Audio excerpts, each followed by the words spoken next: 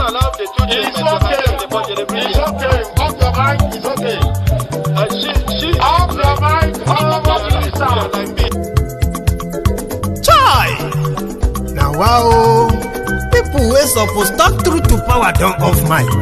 And if we talk, now 500,000 they go summer us, call them hate speech. But fear not, Maiyegun don't come.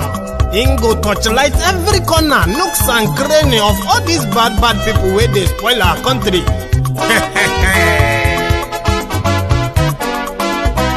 So my people make we laugh, yo yo. Maiyegun don't come, oh yo yo. My people make we shout, oh yo yo. Maiyegun don't come, oh yo yo. Maiyegun don't come, man of the masses, oh yo yo. Maiyegun don't come, oh yo yo. Maiyegun diary politico, oh yo yo. Maiyegun don't come, oh yo yo. This one not the off in mind, oh yo yo. Maiyegun don't come, oh yo yo. Can in the touchlight every corner, oh yo yo. Maiyegun don't come, oh yo yo. Okay, some people be they holla say they want the power. Chai, them be promise us say we go get light and power. Them hustle sote they can't get the power. But now they know they do anything with the power.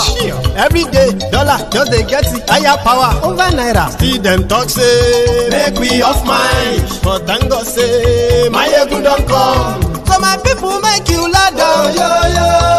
Maiyegun don't come, oh yo yo. My people make we shout, oh yo yo. Maiyegun don't come, oh yo yo. Maiyegun don't come, man of the masses, oh yo yo. Maiyegun don't come, oh yo yo. Maiyegun diary politico, oh yo yo. Maiyegun don't come, oh yo yo.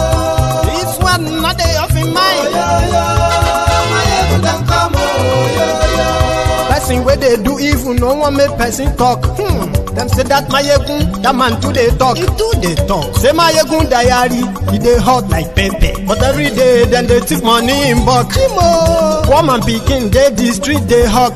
Still them talk say make we no talk. But thank God say Maiyegun don't come. So my people make you laugh, oh yo yo. Maiyegun don't come, oh yo yo. My people make you shout, oh yo yo. Maiyegun don't come, oh yo yo. Maiyegun don't come, man of the masses, oh yo yo. Maiyegun don't come, oh yo yo. Maiyegun diary politico, oh yo yo. Maiyegun don't come, oh.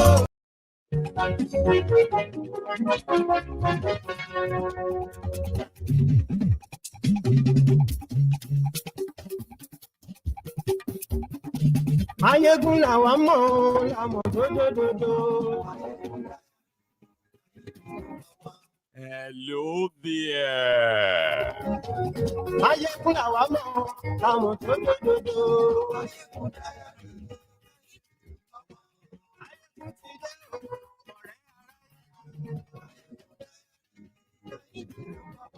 Good morning to you. Good afternoon to you. Good evening to you from wherever you are joining us. This is brunch time with Maiyegun and brethren, dear Templars. The national protests that Nigeria is preparing for on the 1st of August has now officially kicked off from Niger State.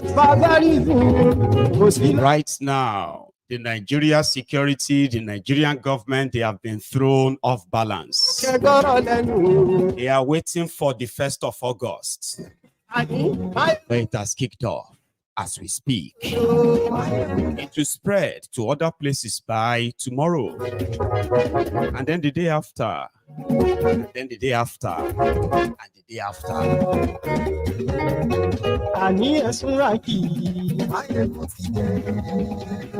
The drama continues as thiefnubu's regime and those around him continue to mislead themselves.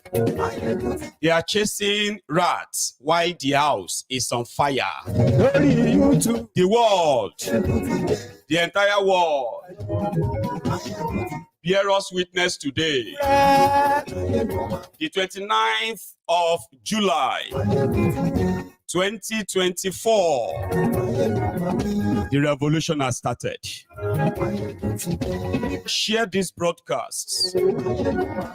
Invite your friends, invite your not so friendly friends. Tell all of them. Maiyegun today.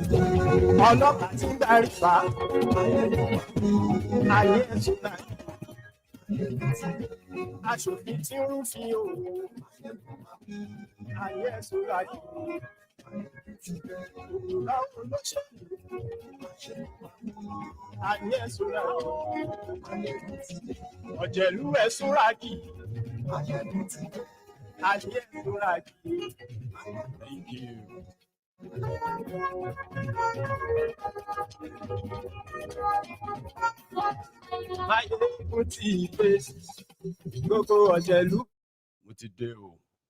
So good morning to you once again. Good afternoon to you. And good evening to you as you join us this moment on brunch time with Maiyegun. We will take calls today. Don't worry.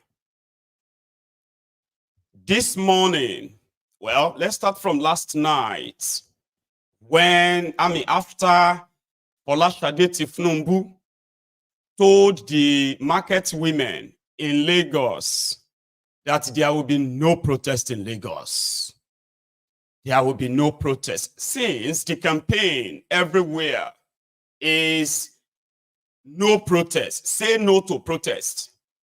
And almost unanimously, PDP, APC, what do you call it? Christian Association of Nigeria, Islamic Association of Nigeria, Royal Bandit of Nigeria, Judicial Bandit of Nigeria, all the ragtag criminal, political jobbers, they put up themselves and they say, we are pulling out of this and that.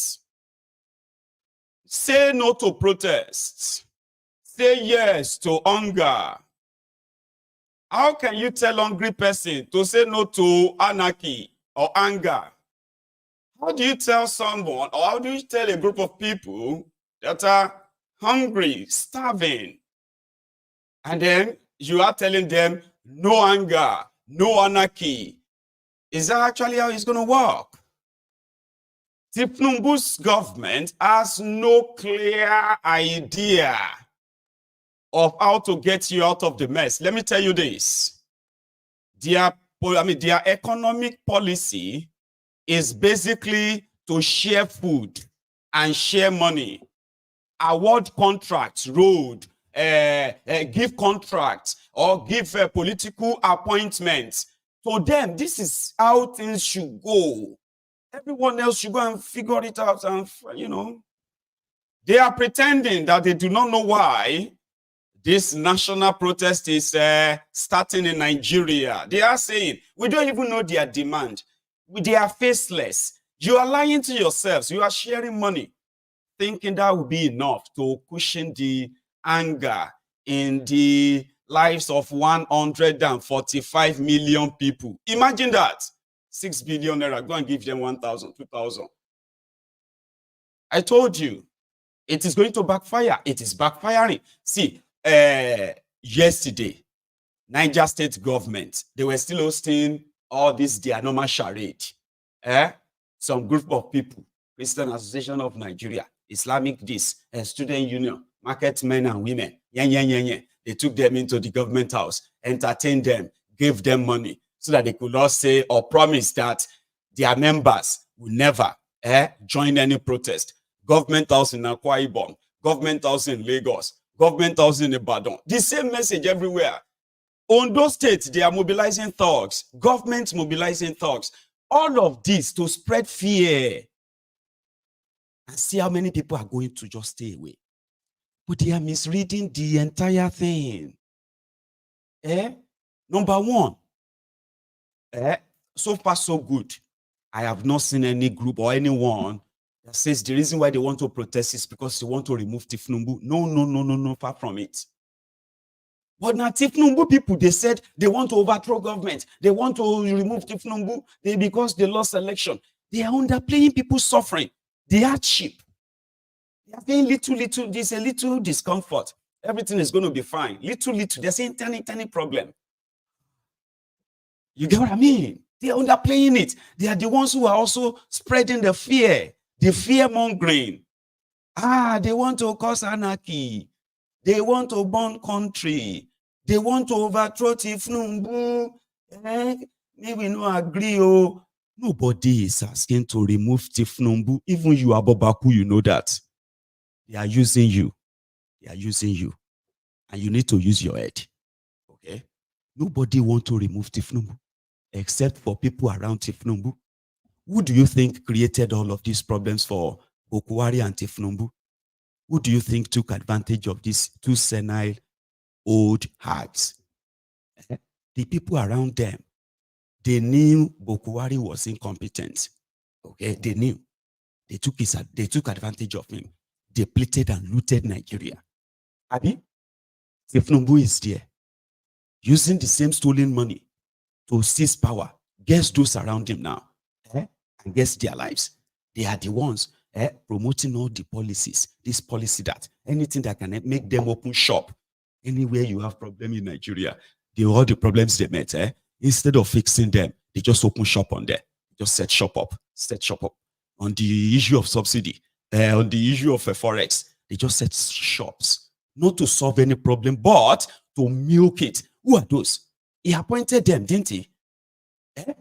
Were they not those who are supposed to actually promote and implement policies that will affect your lives? But they are promoting policies that continue to strangulate you because all they know, award contracts, borrow money, award contracts that they won't even finish, right? Share money, share rice, okay? Give appointments. All these are enough. Government is working. Just give them time. And then they are displaying ostentatious wealth, stolen wealth right before your faces. Their children are on social media flaunting this. They themselves, they're everywhere flaunting it before your face. He appointed them. He gave them all these over 30,000 appointments in 1 year. 34 trillion naira. Gone. So the people that wanted to remove thiefnubu, they are not those who want to protest. Now the people around him, they are the ones who are now, instead of sitting back and say, Omamu, slow down a bit. Everybody calm down. All this looting, all this billion where they fly. Let us calm down for 1 year, okay? And let us just focus on the policies that really affects the lives of the people. Bring down the cost of petrol, bring down the cost of electricity, bring down the cost of food. If we have to subsidize everything, bring down the cost of medicals, bring down the cost of education. Now, if you can do all these temporary, like, they say, short-term, mid-term, and long-term solutions, you get that now. So let's stop all this looting for a while. Instead of them to rethink, you know what they are doing? They double down. They escalated their propaganda. They are gaslighting Nigerians. Okay, on the one hand, they will say, your anger is okay. We understand your anger. But we don't want you to be angry this way. This is how we want you to react. So they are not interested in listening to anything. You must dialogue. Which dialogue? With who? The only dialogue they know is that do what we tell you. That's their dialogue. If you now say, no, we won't do that, you should do what we want. You want to cause problem.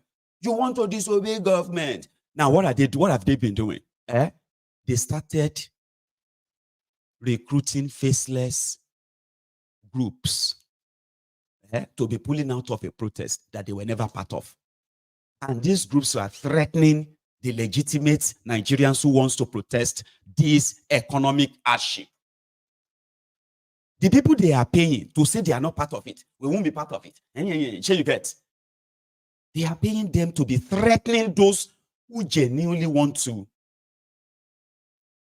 These people that are threatening those who want to protest are known to the authority, to the police, to the all of them, government. But they did not see them as the threat to the protest. They are looking for who are the organizers. We need to know the organizers. Why do you want to know the organizers? Now you will see the organizers now. So today, ladies and gentlemen, well, last night, after Sade left Lagos, he went to the same Eagle Square that Wike said, do you think we can just move into Eagle Square? Eh? I think I still have the clip. Let me check. Yeah, I do. This is what Wike said about usage of Eagle Square. Abi, here. You know, there are politicians, they want to be in power at all costs. Who are these people who want to do protests? I'm just reading on social media. They have applied to me to grant the Eagle Square. Do you apply to me through social media? You write a letter to the minister. I will see you. Who are you? What do you want to do? How many days do you want to spend? How much will you pay?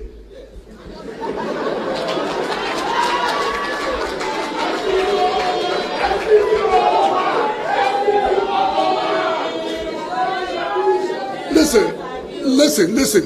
It is not, you see, when people want to do propaganda in everything, I've watched them on channel news telling the IG, I've applied. You don't apply to me through channels. You must apply properly. You must pay what they call security cost. So that if there's any damage with the facilities, we take that security cost and repair. You know, you don't just, because you want to play to the gallery. We don't just give people just because you have applied. You fulfill the conditions. There are people who have failed the election. The only way they think they can be relevant is to overthrow the government in whichever ways. I thank the youth that this place is the center of unity. This place we cannot afford to allow the capital city, where the international community is, to be where people will want to practice how to be violent. We will not allow that. Will we allow violence here? No. Certainly not. I've seen all kinds of threats. Somebody say, oh, you will die tomorrow, your children will die. I know I will die one day. So you don't need to tell me I will die. I know I will die. If it is tomorrow I die, it's not you that killed me. That's my time. So don't threaten me that I will die tomorrow. I will die. Nobody is threatening him. He's just making all of that up in his head. But I think the rule applies to everyone except if you are thiefnubu's daughter, who was still putting up the same fake life like her father. Bad idiot. The Jaga bandit. She put together some women, poor women, in Abuja, and gathered all of them inside that same Eagle Square. And they printed banners of different states, and they gave it to them to represent those states and say, no to protest. They are protesting to say no to protest. Have you ever seen that in your life? Everybody must stay in their house. You must not protest. We don't want any protest in these states. Then they gathered women, gave them banners to represent different states that they don't even probably know what they wrote on the banner. How much did she pay them? How much did she pay Wike before she could do this inside the same Eagle Square that Wike said you have to write him, you have to pay security, you have to damages and all of that.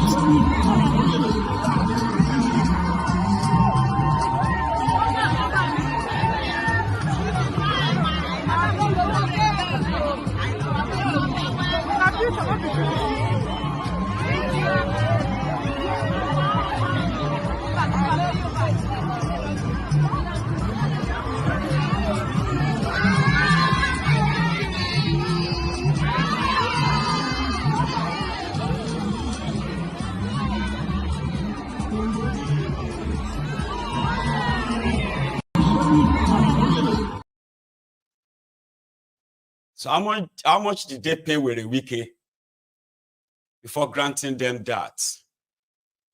So Sowore has this response for him. We will pay no dime, and the Eagle Square will be opened and used by Nigerians on the 1st of August. Has Take It Back paid for the use of that venue? Has a receipt been given to you? We are not engaging in a musical concert. We are not asking to pay rent. We're asking that as a custodian of the venue, the Nigerian people want to use one of their assets and facilities to facilitate and organize, the protests to deal with urgent social-political issues affecting the Nigerian people. That's all I was asked for. So if he refuses to approve of it because you cannot pay for it, then he doesn't understand what this is all about. So you cannot improvise people. Yeah, you want to use the Eagle Square without paying for it? No. Nobody's paying for it. I think what he's saying is it's not free. You have to pay. He's saying you have to pay. Nobody is going to pay to use his father's living room to watch TV or to organize. So we own. Let's take it back. It's a straightforward thing. This is not some group of people trying to organize a concert where people have to pay tickets and all of that. It is a public property. And simply, all they have to do is just to notify you. And good enough, you have acknowledged that you saw it on social media. That's enough. Well, why do they have to see you face to face? Why? Like, you are what? Minister. You go see film in the coming days. Where the weekend will leave Abuja by the time the heat is turned on. And I think this is the kind of things they hear that scares them. What do you mean by that? What do you mean by they will run? I'm like they will have to run for their lives once all of their all the powers they rely on, once everything crumbles, are no longer there. Won't they run? Or do you think these guys are like invincible people that, if not because of those they gave guns to kill people and protect them? You know what I mean now? If it is to say like one-on-one, like here in the UK, where you can jump on the bus and just meet your MP. You think so they can be talking to people like that? They can be treating you like that? If not because of the bulletproof vehicles they are buying and those, all those big guns they are carrying. So the moment those ones are not there, what do you think will happen? Won't they run? So let them continue the trajectory. Maybe they push them small. Now them go escalate and now they won't remove thiefnubu. If you are an Baku watching me, sincerely, even though want to for you back right? But once in a while, just listen to me, okay? Nobody want to remove thiefnubu, all right? Even if you want to keep on for 80 years, do your thing. But at least there are other people who don't want to live like slaves, who don't want to live the life of nothingness. And thiefnubu's policies that they told you they are reforms, they are not reforms. If you think they are reforming Nigeria, they are reforming themselves. If they tell you they want to lift you out of poverty, they are lying to you. They are lifting themselves and their families out of poverty. It has always been the same routine. Just look at what they are doing, not what they are saying. So last, if all of you join hand, hold them responsible, you self go benefit. Yeah, what is he doing with 48 ministers? Now he's created another ministry. Those ones will now have like another 1,000 or 2,000 people collecting money. Livestock, Ministry of Livestock. So you say reason now. Every other thing they are lying to you. Refinery will work, na lie. Electricity will work, na lie. Go and check what they are really doing. You realize that it is absolute zilch. There are people who have seen that. They don't want to live like that. Hold them responsible. That's what people are saying.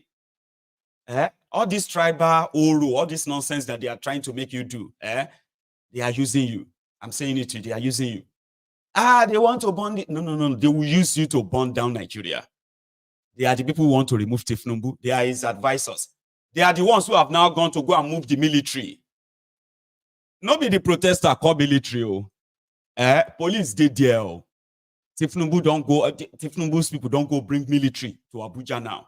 They've taken over Abuja, blocked some part of Abuja. This was Abuja this morning.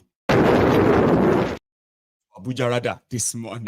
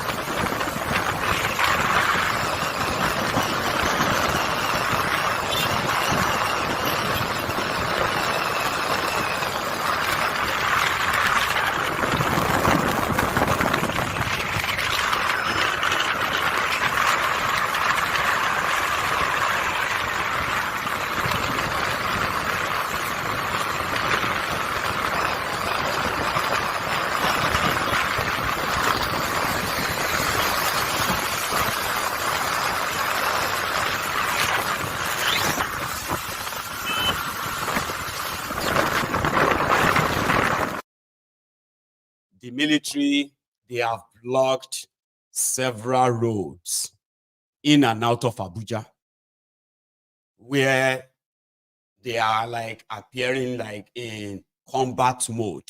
You know, that kind of combat mode, like anything, if it lead to war now, they are ready to defend Abuja. As for Eagle Square this morning, take a look.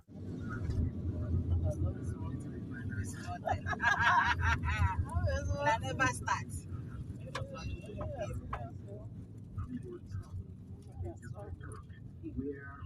When they do exercise, well. People are telling them to una never start. Mokuna they do exercise well. They practice. This is just to let you know that they have no actual plan to address any of those demands. They want to crush it. They have used the Islamic cleric, Nasfat, Izala, and all those kind of other terrorist group like that, right? They have used them to threaten people. They have used the royal bandits, called royal fathers, okay? They have used some of them. It has failed. They have used Pangolo Khan, Christian Association of Nigeria, Awon Khan, Pangolo. They have used them. That one self no even move anybody. They have used all their Agberos. They have used the Niger Delta terrorists. They have used Boko Haram. It no work. They have shared food. They have used their media to try to change the narrative. Or more, it just make people angry more. Yesterday in Kano, to show people of Kano that the police of thiefnubu will not take nonsense. They also had this kind of display. But I want to be firetruck, ambulance, to show to the people that August 1, they were preparing for August 1st.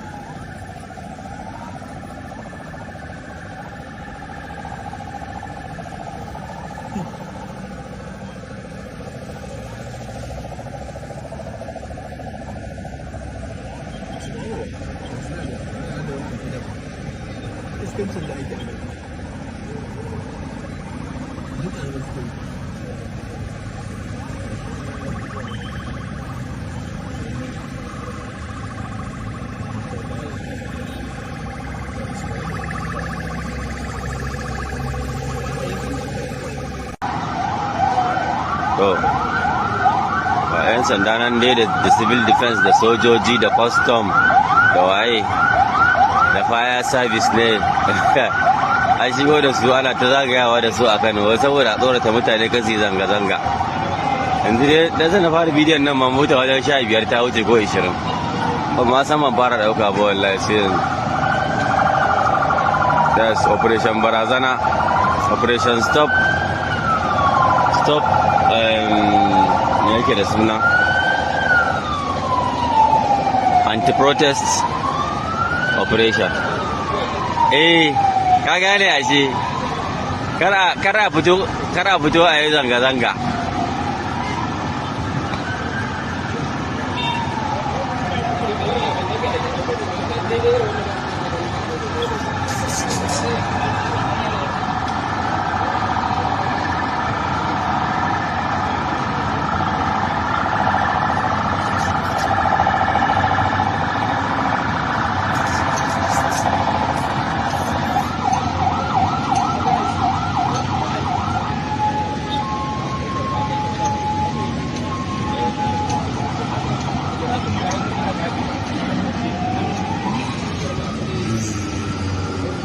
Into daba.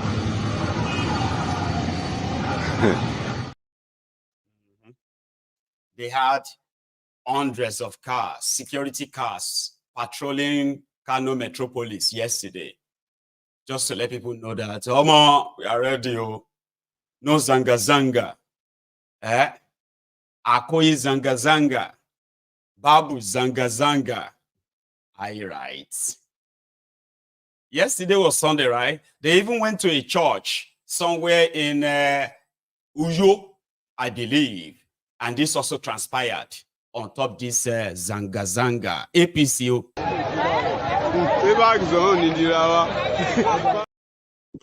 That's another one. That's actually like another extra, right?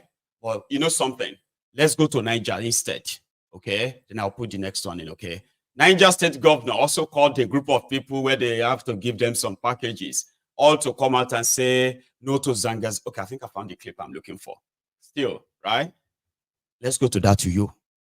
I want to hand over the mic to the Chief of Staff, to the Governor. He's here today. Let's give him that honor. He wants to say something. Praise the Lord. Church, praise the Lord. Yes, indeed, we are here to thank God. He has been so wonderful. From January, February, March, April, May, June, and this is July. Our God is amazing God. Glory be to his name. Today we have come out strong as men that God has blessed to return thanks and praises to him, his name alone. May his name be highly lifted up above every other name. In the name of Jesus. Men, I want to use this opportunity also to tell us that we have heard of rumor concerning protests. It's a nationwide situation that we can avoid. In Cross River State, most importantly, we are aware of what we suffered 4 years ago, in which we have not recovered from it up to this moment. And I want to say that there is no government that can perform magic in 1 year. So in Cross River State, I want to plead with us, most especially the youth. Please don't allow yourself to be used by hoodlums whose intention is just to loot, vandalizing people's shop and looting things. Our Igbo brothers, please don't allow our Biafran friend to infiltrate our state again, please. Because you also will suffer even more. Because you are the businessmen we have here. Without you, we cannot survive as a state. So the moment you allow these people to enter here, your shops will be vandalized, your properties will be taken away. And our youth who will blindly get involved might end up losing their lives. So please, you agree with me that within 1 year, our governor have tried to return back the glory of the state. And we only need to encourage him by supporting what he's doing. So on this note, I want to plead with us, parents, mothers, youth, even the young men, please say no to protest. Say no to protest. Let anybody that want to protest go and protest in their own state. The government is trying, even at the national level. Tinubu inherited all these problems from the last government. You cannot expect magic within 1 year. Palliatives are going around even more than used to be before.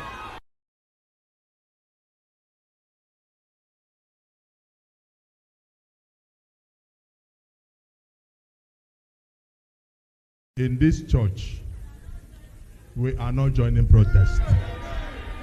No youth in this church will join. The reason is because this is our government. Are you hearing what I'm saying? No, I am saying it to you. Don't waste your energy. In this church, we are not joining protest. Amen. We cannot have our son there and we come and join protest. Something they do us. Eh? You are not answering me. Praise the Lord. Let them do their protest. But for us in this church, we will not join. Praise the Lord. Hallelujah. Son, talk another thing. Hallelujah. Hallelujah. Our Father has said it all. We are not joining protests. The government in Cross River State is doing everything possible to restore life and make things go smoothly. You agree with me that, like that you have said, that this is our government. Our woman, we have a commissioner here, a female commissioner. We had a female in a person of a professor in Niger. We also have Dr. Iwara, and many more are coming from this church.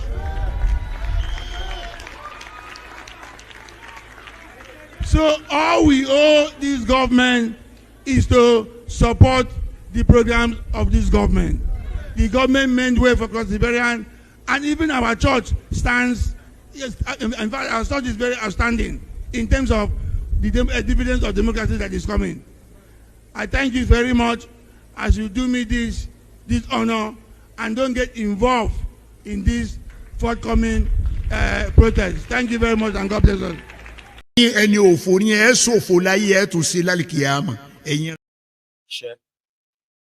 Are you following it? This is Nigeria.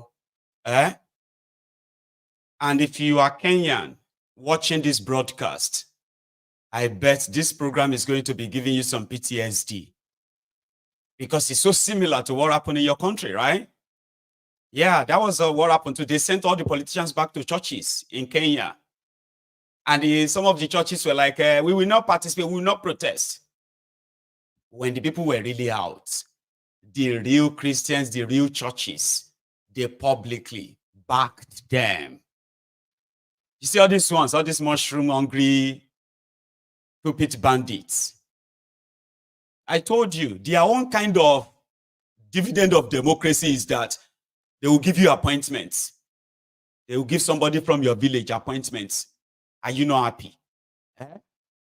They can give somebody from your town contracts. Okay? So if somebody from your contract is eating from government, why do you want to go and protest? Just pray to God that God will remember you to one day.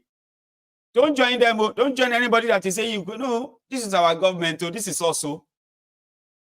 But let me give you, let me give you the picture of what it is like. I want to show you the people that want to protest. Okay. And I'm like, you know what? Let's go further to those who are championing no to protest, spending so much money to push that. That Mr. Gbati Bago of Niger. He also organized his own entertainment gathering yesterday to say no to protest. And he had a lot of people inside the air-conditioned room where they were deciding no to protest. The government is trying, give them time. We are not joining as usual. Niger State. Let me know. Do we have our youth are obedient, they are law-abiding, they are respectful. We understand where we are coming from. We will not allow anybody to use us in our tranquility to cause problem for this country. During the dry season, people did not believe we could farm. We have so much food in our reserve. And from today, I will release 50,000 metric tons of food.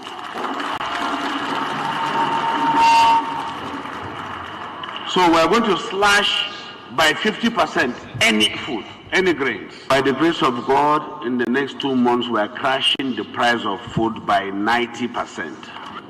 For this food, even civil servants, you can take bag of corn, rice, millet, guinea corn, beans, and pay in 4 months.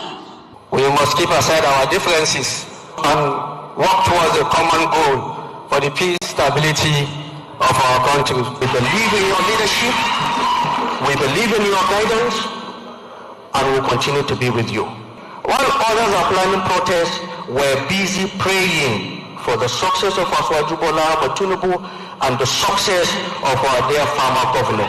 We believe strongly that demonstration or riots will not solve any problem. It's peace, dialogue, understanding, and change of attitudes that will solve all our problems.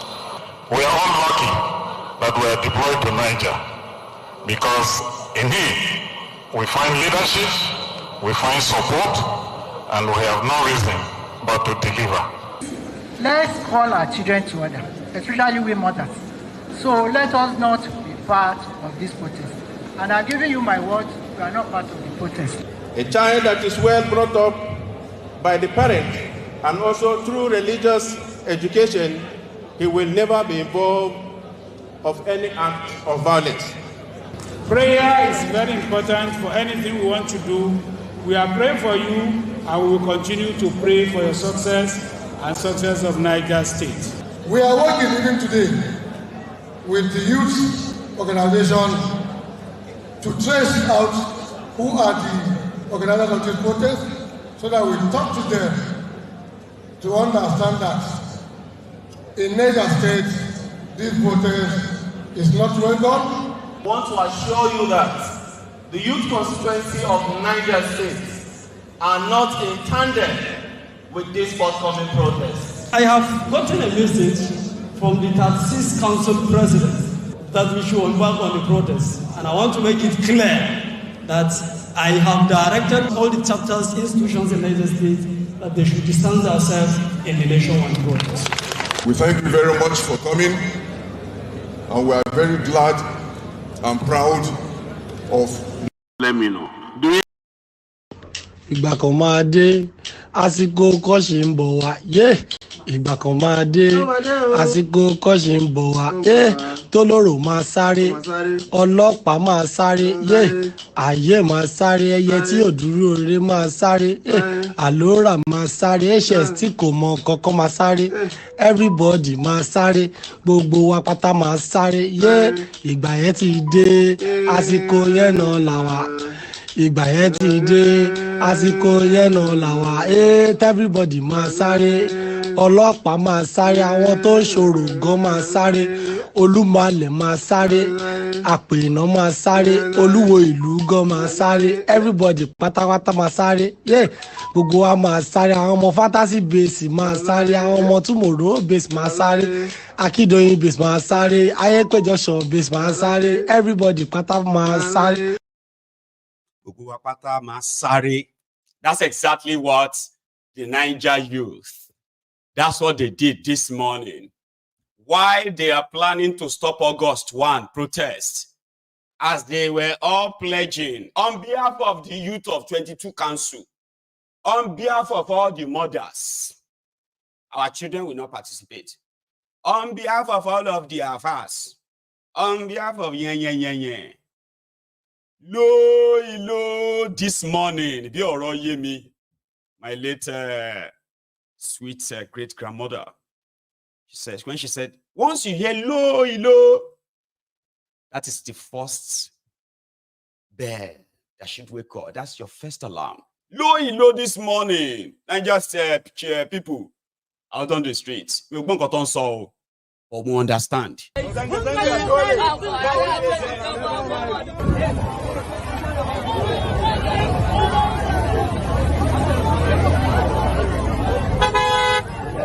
Muhammad Nazir Baban Doki muna wannan abin da mun gaji da abin da yake faruwa mai ya ƙara kuɗi ba a yi magana akan ƙara kuɗin mai ba an ce kan yi zanga-zanga jiya wasu sun fito sun yi zanga-zanga ba wanda ya musu magana sai mu mun fito yau an ce ba za mu yi ba amma za mu haƙura mu muna bin doka ba faɗa muka zo yi ba mun zo zanga-zanga na lumana saboda haka an ce mu bari sai ran alhamis gaban da ya same mu ya ce sai ran alhamis mu za mu haƙura ran alhamis za mu zo wani abin da ya kamata mu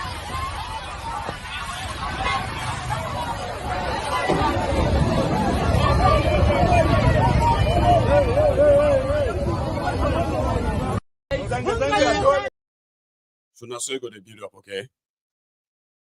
Also, in their efforts to stop protests, they are protesting themselves.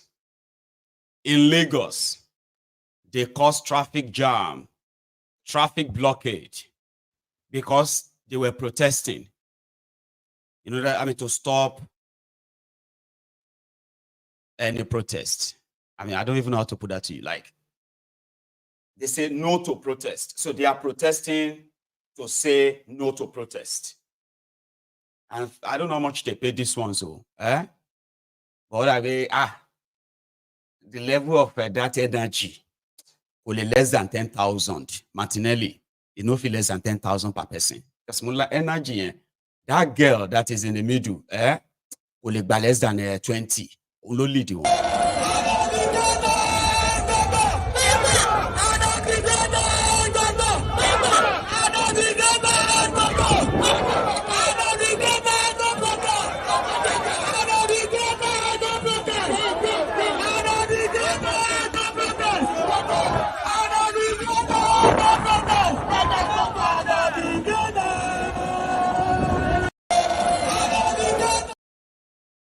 Do you see the oxymoron or the irony of it? Oxymoron. We are protesting to say no to protest. That's what other people want to do too. They want to say no to bad government. So, it doesn't make any sense. So they sent this old man from Ibadan, or from Oyo State rather. He's a former minister in Nigeria. An old man, don't paro. That's what they were shaping rough on and like, can't be like saying a curse. They don't curse some of these old people. That somehow, I don't know what thing we do for I don't know what thing we do to them. if you listen to some of these old people and what they wish on us, what they wish for us, the younger people, you ask yourself, do you even think of what you are talking about, the consequences of what you're talking about? They are like so unsympathetic, like no empathy, no nothing. You are destroying the future of, you are older, you've seen this life, you are supposed to be smarter, and you're supposed to even probably be protective of us. But somebody went on TV and said those who wanted to protest want to cause treason. And treasonable felony is, do you know the punishment for treason? Is death.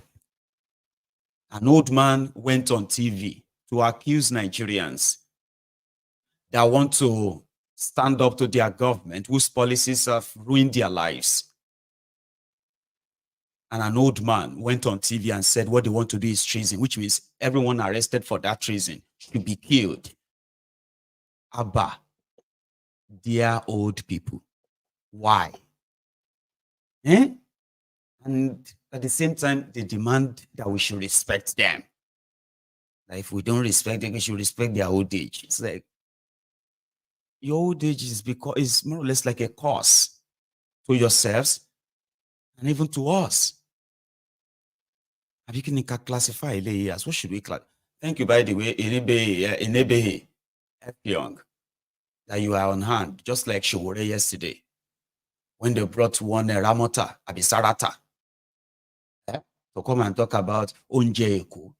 Our governor is trying. The hardship in Lagos is not like that hardship of Nigeria, because Sowore is giving them Onjeku. And Sowore was like, man, this is not fair on this girl. Why do you have to do this to this young girl? Why not just send people who are actually really hitting the money? Send them here to come and talk. Not all these ones that you are giving, But see this old man. Why? Dear old people. That you agree that Nigerians died in Zaria that day, but we don't know how many? That we don't know how many. People die because of wrong decisions by even those who that's what I'm saying, involved. But isn't it worse? If the armed forces and you go and confront them, or the police, you go and confront them for whatever reason. Okay. You go and say that there's a path they should not come. They should not. Yeah, but what I'm saying is, isn't it worse that we don't even know how many Nigerian lives were lost that day? Otherwise, you wasn't the situation. You are in a very critical position that whatever you say must be measured in such a way that it will not aggravate our position. All right, sir. Let's take the conversation away from Zaria to the NSAS protest, because that was the yardstick by which this protest has been judged. Yes. Is there any justification for the killings that happened at the NSAS protest? Which killings? So are you saying categorically that nobody was killed at the NSAS protest? Let me tell you.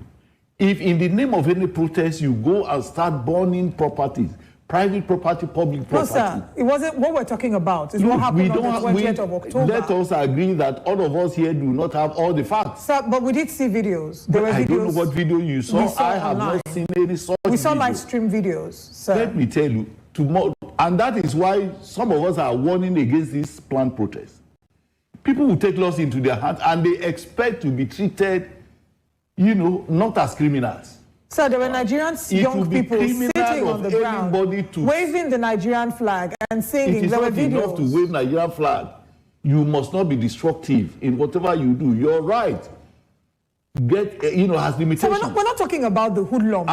We're talking about a particular incident. Could you distinguish between hoodlums and non-hoodlums in a riotous situation? And what do you think about the ECOWAS court having found Nigeria, the federal government, culpable on that's not my business. I am not a lawyer to the government. I was not part of whatever ECOWAS did. All right. Let's bring in Inibehe. As far as I'm concerned, I want verifiable evidence. All right, and we must be very careful when we talk in platforms like this, because the people are listening. And they will assume that whatever they hear from you are the gospel truth, and they may not be.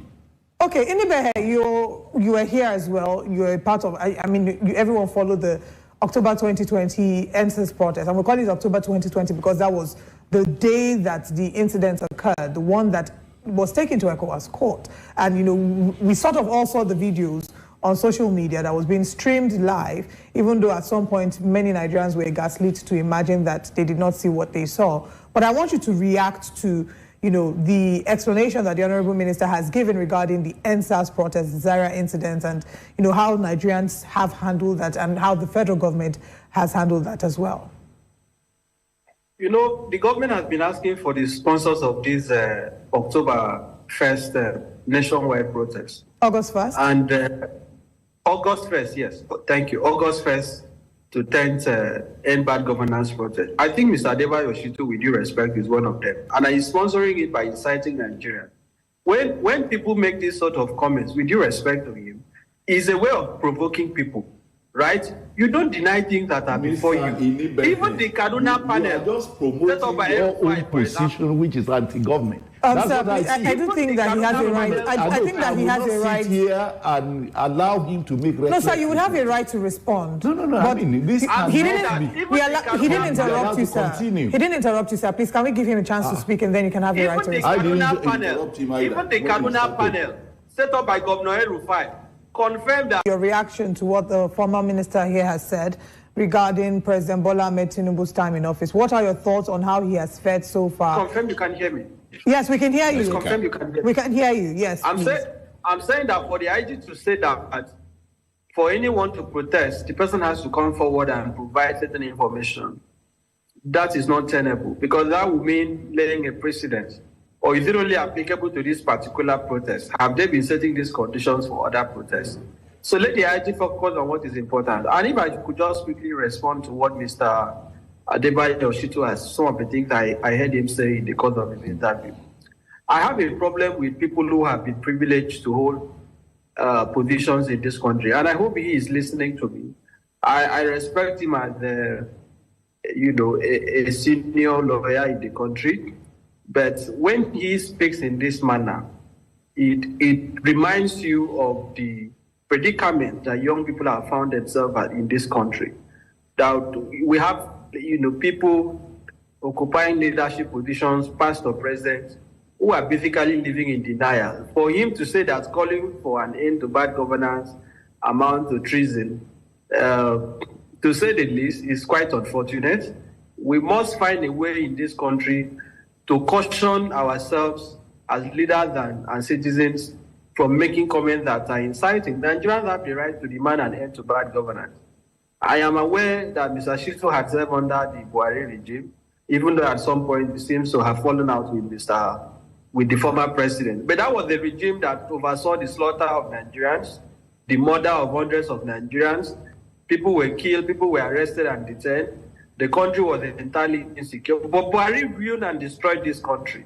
So before they begin to dictate to us how to tell the government, the current government, to behave, they should start by apologizing for the role they played under the former government. And let us be serious about this matter. Anybody who says that Tinubu is doing well is not being sincere with himself, his or herself, because Tinubu himself knows that he has been nothing but a colossal failure. What is the legacy? This president has been in office for 1 year. 1 year is a good enough time. It is ample time for any president that has the interest of the country to set things in the right direction. Rather, what we have seen is a clear state capture, vicious state capture. We are seeing the personalization of governance. We are seeing the undermining of democratic institutions. You have a situation where, for example, the president's son, or who in some sense appears to be the first son, as I choose to call him, basically takes precedence over ministers in public functions. You see him running all over the president everywhere. And the same thing for Sade Tinubu, who is even coming out in public spaces to be making ridiculous statements. These people are basically telling you, of course they told us it was his turn. The point I am making, I need to emphasize why this is important. This is not a pedestrian matter. Why this is important is that if you mean well for the country, it is not just about your policies. Even your body language as president will convince people that you mean well. But we have a situation where inflation has become very abominable. This president, under him, the tariff of electricity has been increased. They claim they have removed subsidy, which is deceitful. Mr. Shitu has also alluded to that deceit by saying that Tinubu has removed subsidy. But we know all of you in this studio know that Tinubu has paid billions for subsidy.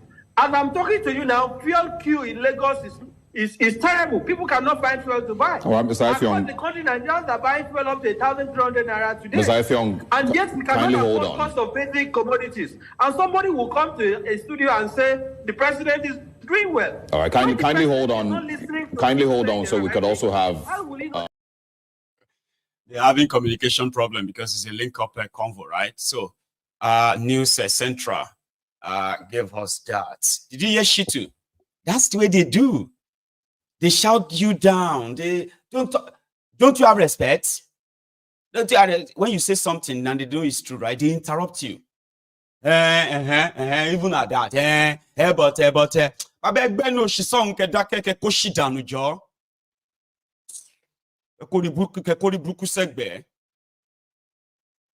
Like it's gone out the days when you go see one useless foolish old man they try to throw around or throw about that his ignorance and his foolishness. Don't get deceived though. Foolish people also grow old though.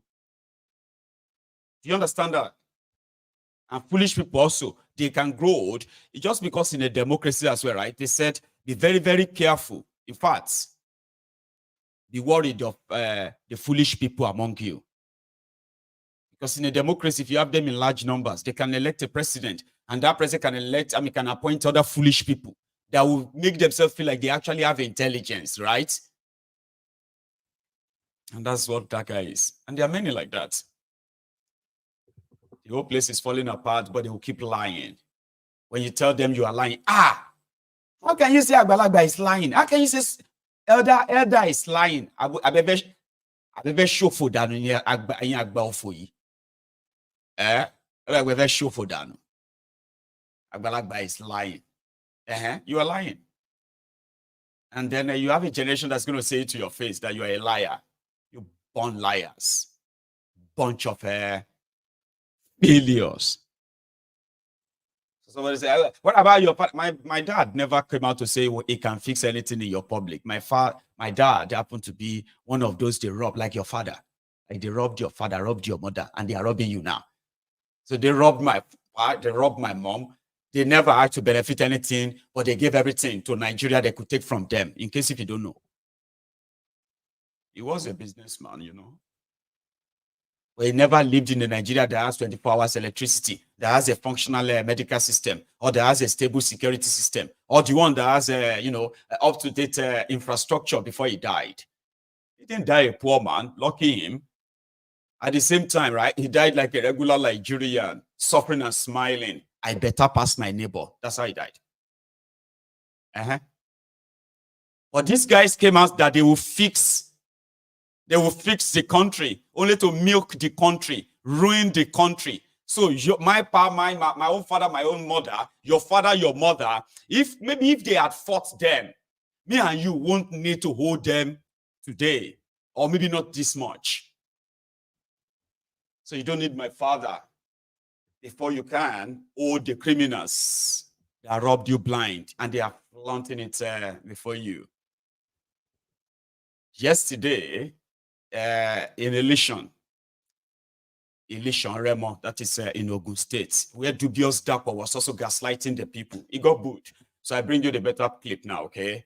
And he got his response just on the spot there, right? They are not ready to fix anything, just to gaslight you like this.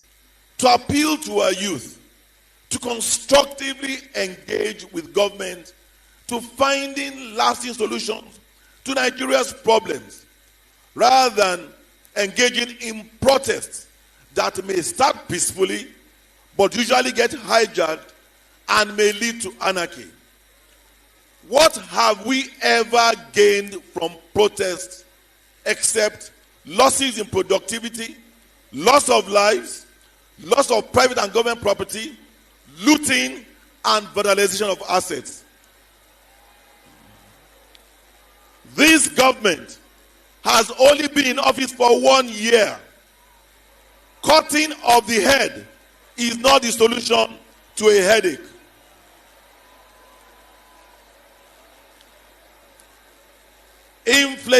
Inflation is worldwide.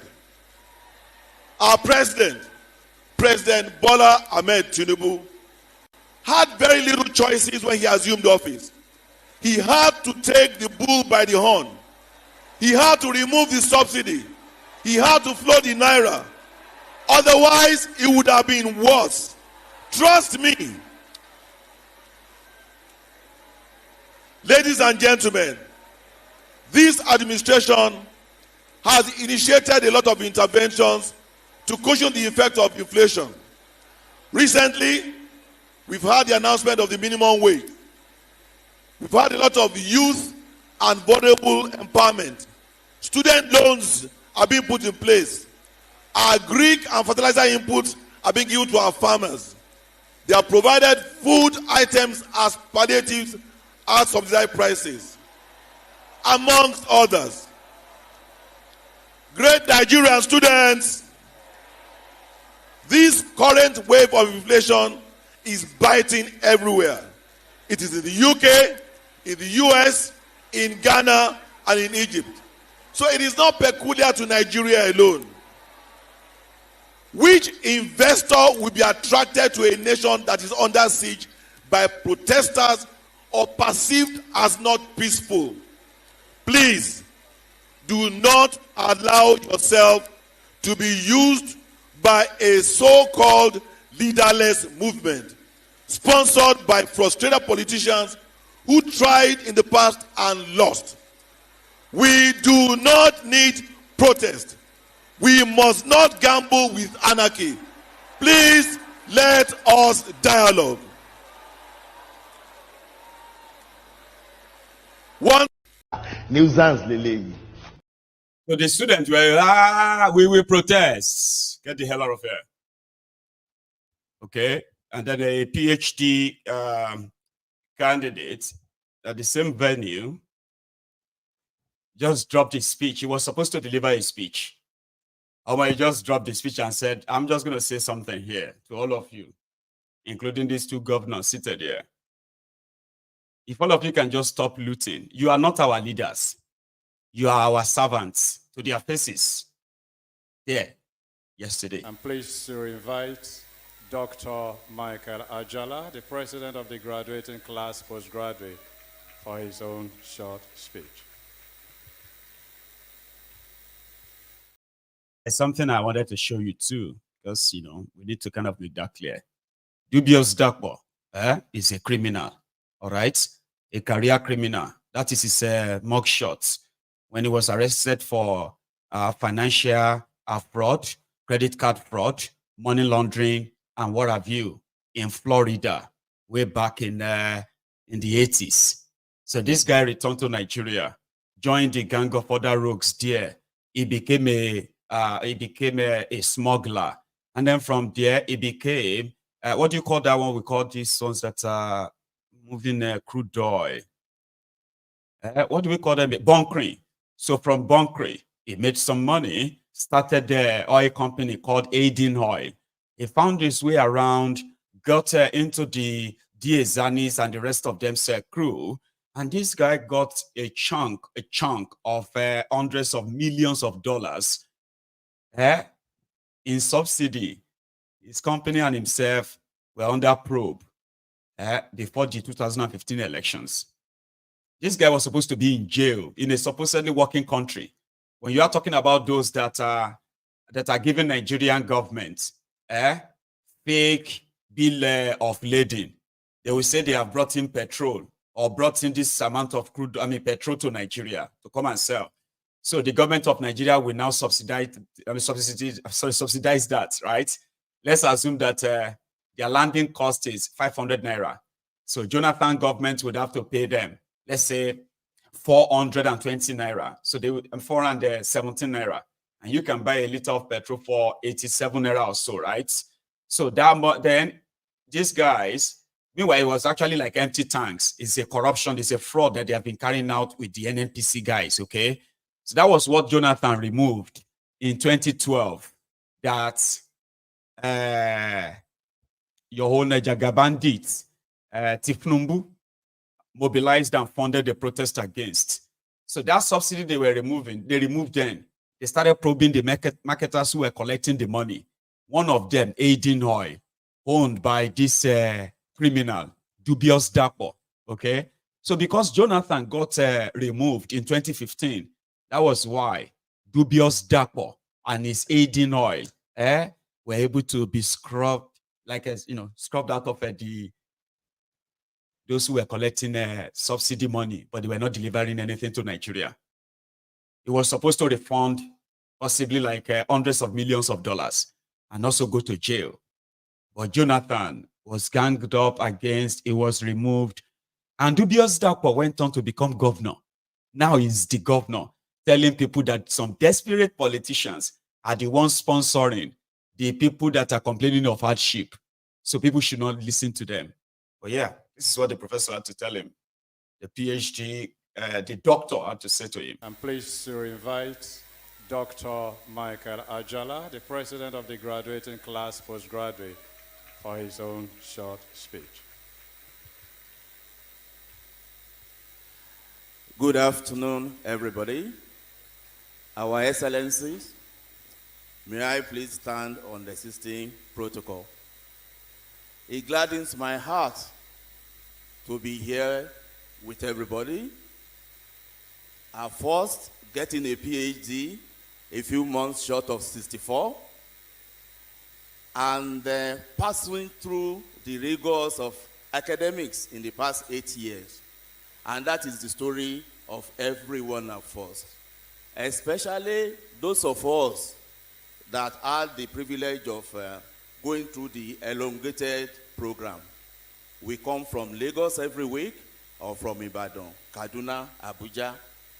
And I remember there was a time coming from Lagos to Ileshan, we take you 5 hours. And going back, we take another 6 hours. But we persevered and we won. I wouldn't want to repeat myself and repeat what others have said. But I want to charge us. The only way we can patch this country again is to be our brother's keeper. There is no point of you acquiring wealth and stashing them outside the country when your fellow Nigerians are suffering. I am very happy that 2 of our governors are here. This country is always shouting the name of the president when they are in need. Nobody is talking of our governors. We must please query our governors, query our chairmen of councils. We must ask questions. We voted for them. They are responsible to us. And please, don't stand on the sideline. Be a true Nigerian. When you elected somebody to serve you, that person is not your leader. That person is supposed to be your servant. To make this country great, I plead with us, touch lives, and touch lives. You will read my speech on the paper, and I will say thank you to everybody for gracing this occasion and making it memorable for the graduating class. And to my graduating colleagues, I say, God bless you. Congratulations. More wins. Thank you all. Thank you very much. You can see a standing ovation for you from your colleagues.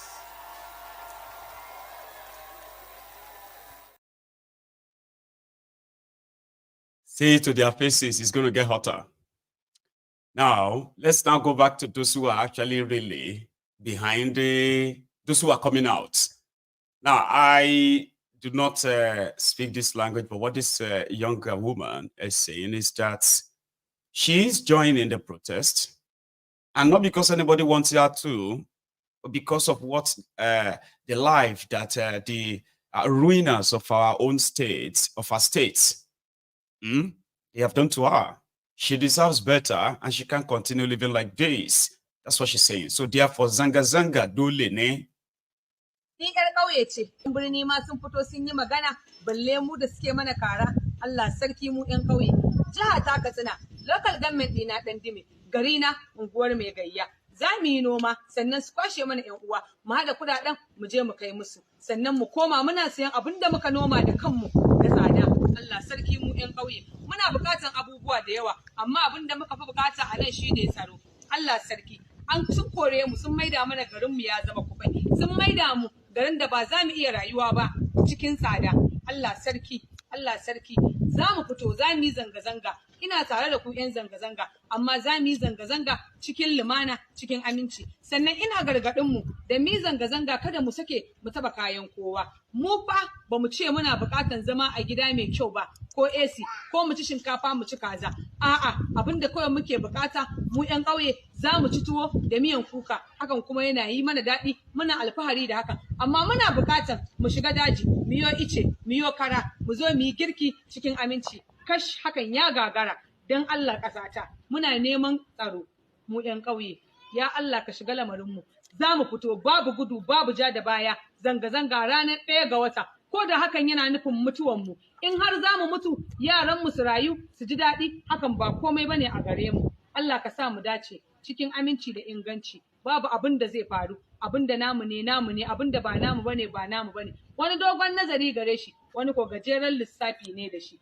duk abin da Allah ya nufa zai same mu shine zai same mu za mu fito za mu kwana ba ci babu sha har sai mun samu sauyi a cikin ƙasar mu Allah ya sa mu dace ni ƴar ƙauye Shebi dem tell you say they no dey social media abi that the northern Nigeria most of them are not on social media they don't know what is going on you are just wasting your time on social media if you don't understand why thiefnubu and the rest of them are panicking right then I will continue to show you why. You don't have to believe it. Now they are sharing food on the streets, blocking the road. Everywhere now. Oh yeah, bunje. Who wants food? Who wants rice? Who want hey, take. Don't protest. So please don't protest. So take. People are hungry. They are collecting money, they are collecting food, and they are okay, yeah. What do we need to do? No, don't protest. Or let us go and protest that no protest, like this one.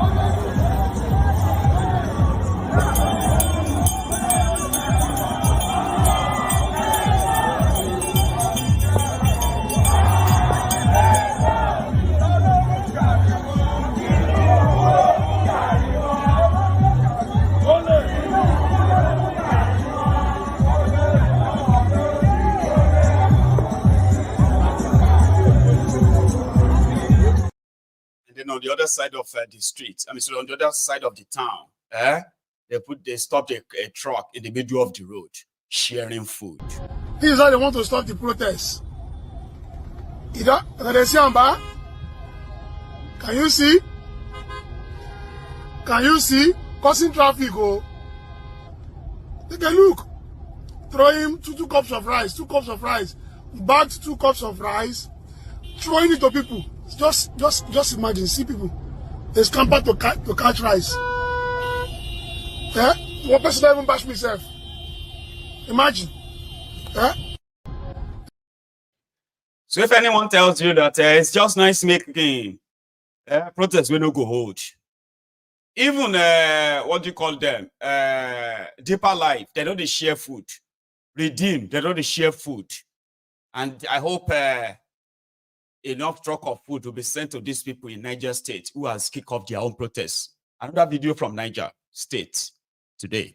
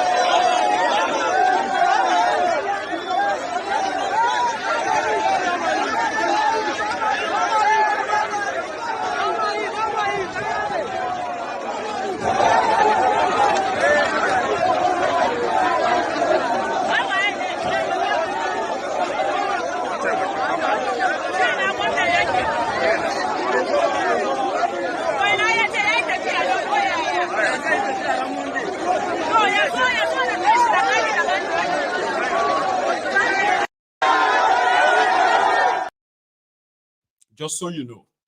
Well, like I said, all of these ones are just like a pre-1st of August. States like Kebbi, Sokoto, Kano, Kaduna, Niger, Jos, Plateau State, Benue, that's Makurdi, Adamawa, Taraba. You see all these like 9 that I mentioned, right? Before the 1st of August, una go down they see, una go down they feel the gri already. Even the police will be overwhelmed. Yeah, they will be overwhelmed. So, and I hope they have enough food to give and get enough people to be able to, enough food that will last them for maybe like a whole month. That is part of what can possibly help reduce the rage, which means some people who are going to protest, they will have food. So the best thing right now is to begin to prepare how to locate where all these protests will take place and take the food there, not take the thugs or criminals there. It will backfire. A church shared this to their church members. Sorry, what kind of return on investment will you call this, by the way? Let's say I am paying 50 naira as offering every Sunday. So 52 weeks, that's going to be how much? About 25,000 naira. 52 times 50. 2,000, I don't know. Sure you get, but yeah, maybe 5,000, 25,000 naira a whole year, abi? And then they turn around and give me this in time of belly when things are very tough for everybody. What type of return on, I mean, ROI, would you call this one? Return on, I mean, ROI, return on investment is this. But I mean, let's just say thank you, Sha.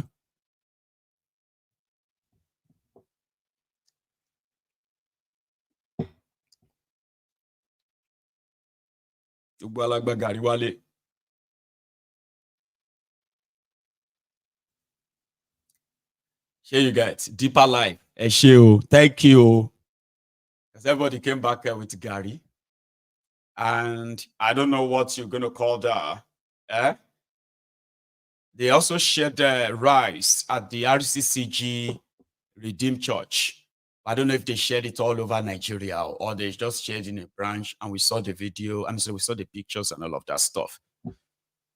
So while people are still wondering how this is going to go, thiefnubu and his gang have been suspected to have been those who shut down and started blocking MTN customers' line in order to reduce the spread of information about the protest.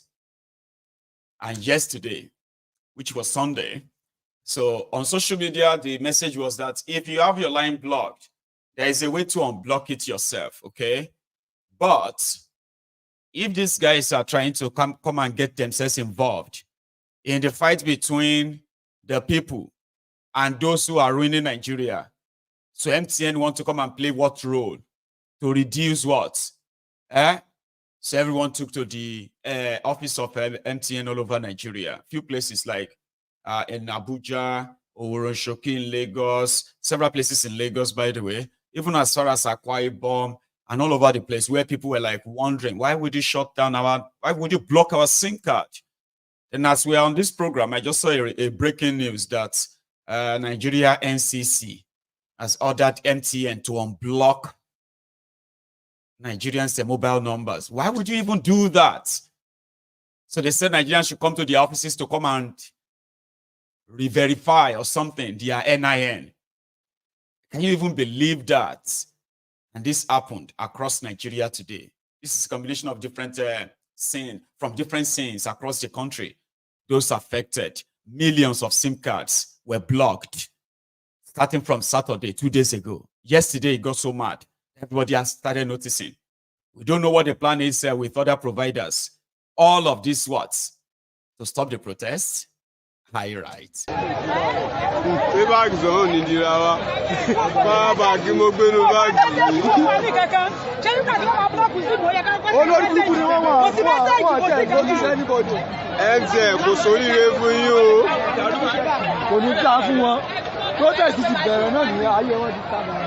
Lẹ́mi náà jẹ́ àṣẹ́mi náà yà kọ́ sí for protest. Orí wọn burú. Olú àmúrúgbẹ́. Protest ti bẹ̀rẹ̀ ìmọ̀ iwájú. Orúkẹ́. Sọ́kọ̀ máa padà bọ̀ sọ́nà gbogbo bí náà. Orúkẹ́. Ìwọ́n tó kó lásán mo sáré kẹ̀kẹ́. Gbogbo máa padà. Ọkọ̀ bí gbogbo máa padà. Orúkẹ́. Ọ̀tún ti bẹ̀rẹ̀ protest. Orúkẹ́. Ó ti bẹ̀rẹ̀. Ọ̀tún ti bẹ̀rẹ̀ protest láàárọ̀ yìí. Ẹ̀gáàgà. Ọ̀tún ti bẹ̀rẹ̀ protest láàárọ̀ yìí. Orúkẹ́. Àwọn olórí burúkú.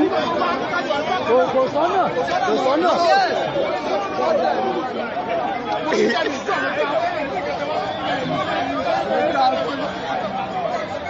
Àwọn olórí burúkú tí bá ti rálá sí sálárì èébí ò ti pa wèrè sí mílà yàrá sí kò ṣiṣẹ́ mọ́ ó kálùkọ́ padà èmi dáa fún ọ láyé. Ká mọ̀ jọ lọ bí iṣẹ́.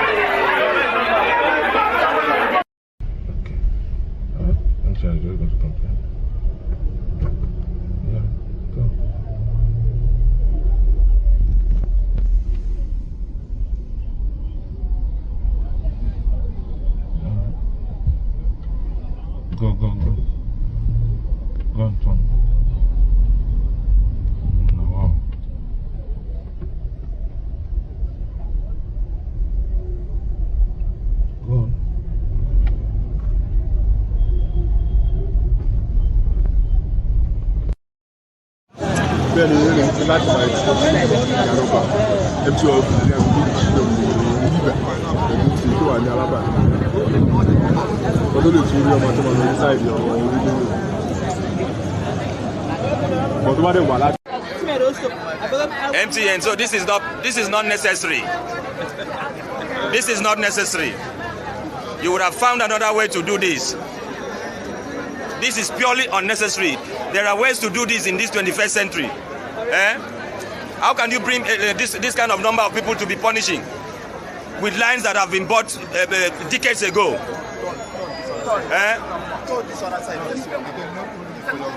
Intercommot, if you don't want intercommot, I beg. This is not necessary. This is not necessary. There are ways we can do these things in our homes, in the comfort of our homes.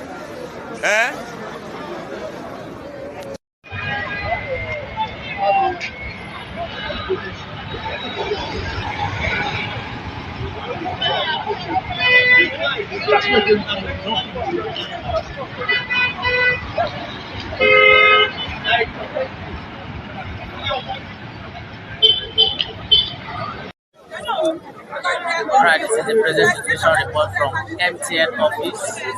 As you can see, all these people's line have been blocked.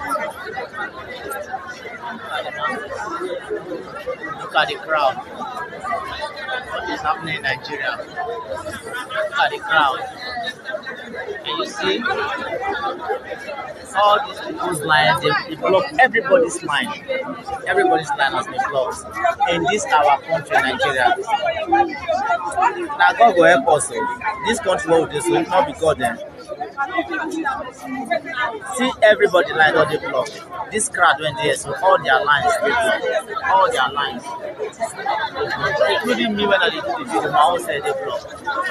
Now let's wait for it.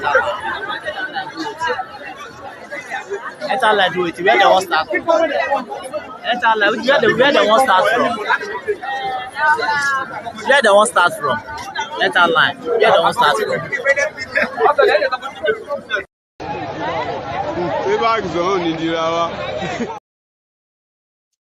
I think somebody said they have released the line now.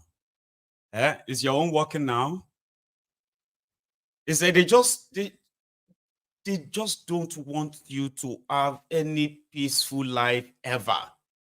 Like your life needs to be kind of so uncomfortable all the time. I think they derive a special joy from that. Like what prompted them asking everybody to come and verify their NIN. And then you block everybody's number. And you did that when you know Mondays, today's going to be Monday. And then all over the country, people using MTN. It's not that the line or the MTN network was down. No, intentionally, they blocked everybody. Like, what the heck? So they are testing out when they will need to shut down the internet in the next few days, or see what it's going to be like if they have to shut you down. So if they have turned that back on, so they just felt to kind of show you some inconvenience today. And everybody's just going to say, oh, go to Shisha. Thank God, go to Shisha. Thank God. Thank God. And they will just move on. No, all this nonsense has to stop, I promise you. And they would have to stop, right? Their soldiers have been moved out. They said that if you are in Lagos today, you will see some of their Mopo, Abi. What do you call them? Mopo, police and, anti-riot policemen. There's something I know. You see all those policemen as well. Some of them, posting there, not all of them, some of them, they are going to take off their shirt, take off their uniform, okay? Throw away the gun, right? And join you soon. Here is one message from the pulpits. The latest one from El Buba. Remember him. It's a very remarkable day. I'm standing here in the city of Warri. A few days ago, I made a broadcast demanding that the president will draw the agreement of the Samoa agreement. I'm glad that they have taken heed to the demand of Nigerians and will draw that agreement. Now, I want to say, Mr. President, we honor and respect your office as the president of this country. But then we demand from you today, and we as citizens of this country, we want to see the action in the next 1 week. Taking proactive position to end bad governance. You must end it. You must rise to the occasion. That we are tired as citizens of this country watching you, watching the members of your cabinet running down this country. Nigeria is blessed and has more than enough to take care of things. I have traveled by road the past 40 days. Just a few days ago, I came by train from Lokoja right to Warri. And I saw the plight and the state of Nigeria. The Minister of Works is failing the call and the responsibility you have given to him. So what we are demanding in the next coming days, we want to see a proactive action. Or else, the 1st of August, 2024, we, the citizens of Nigeria, will take the street and go on a peaceful protest demanding that the end of bad governance is enforced in Nigeria. You must, and I'm not saying you may, I say you must end bad governance in the presidency. How can can we, in such a situation where we are, for you and the members of the Senate to approve over 15 billion naira for the house of the vice president when we already have the place where the prime minister of Britain lives is a 3-bedroom house.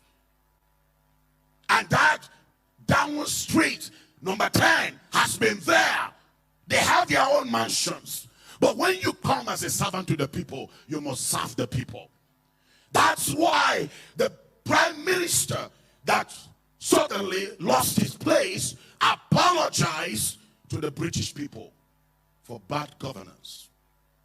We are demanding the judiciary, chief judge or chief judge of Nigeria, whatever name you are called, we Nigerians are demanding from you. You must act on the judiciary. All of these conflict and counter court judgments must come to an end. The most corrupt system in Nigeria is the judiciary. We are demanding the end of it. We are demanding the end of molestation by the police on the ways and the highways. This must come to an end. Today we are demanding every governor, you are not our Lord. You are the servant of the people. It is the people that voted you into power. You must serve the people. You must bring an end to the contractors that have received more than 50% mobilization. All of you contractors, we know you. I drove from Jos to Kano, Kano to Jigawa. I drove from Jos to Lokoja. And what I saw with my eyes, I am demanding that all of you contractors that have been paid for you to walk our roads, return back to site, or else Nigerians will respond to you. Today, I am asking churches and mosques, it's time to end all evil religious services. Religious evil. Pastor Elbuba, thank you. But back to reality. Out there, we have been told that they have started bringing back some of the soldiers fighting the Boko Haram or defending the Boko Haram. They have started bringing them back into town. thiefnubu is planning his own overthrow. And all of us go sit down here, watch him do it. You get that? They are bringing in more soldiers. They are bringing in more repentant terrorists in uniform like these ones. They are trucking them down to town now from the Sambisa. Now, the terrorists can have a free hand for the next few days. All because thiefnubu and those around him are scared of protests.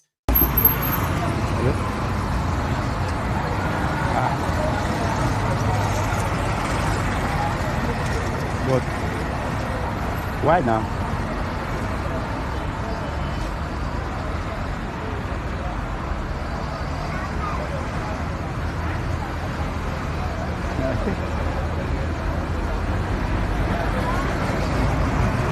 No.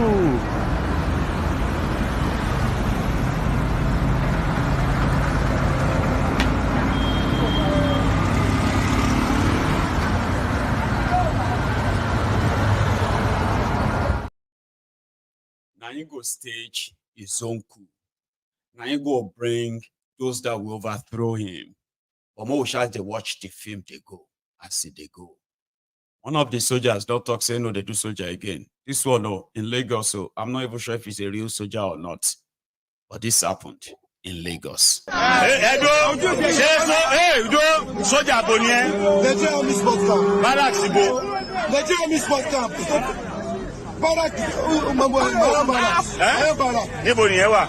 Ó wà ní Morocco roundabout. Morocco roundabout. Níbo ni Morocco?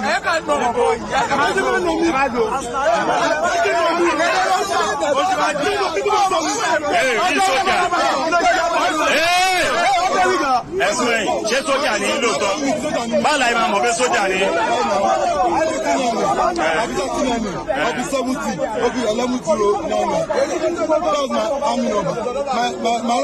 Ṣé ká post fídíò yìí kó tó mú yín lọ police station ká lè mọ̀? Kí lẹ porúkọ yín? Kí lẹ porúkọ yín?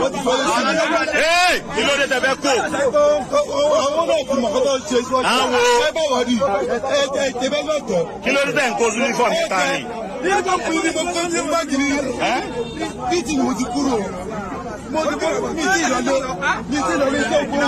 dé tẹ̀ ń sòkúta fáwọn èèyàn? Ẹ wá ń sá.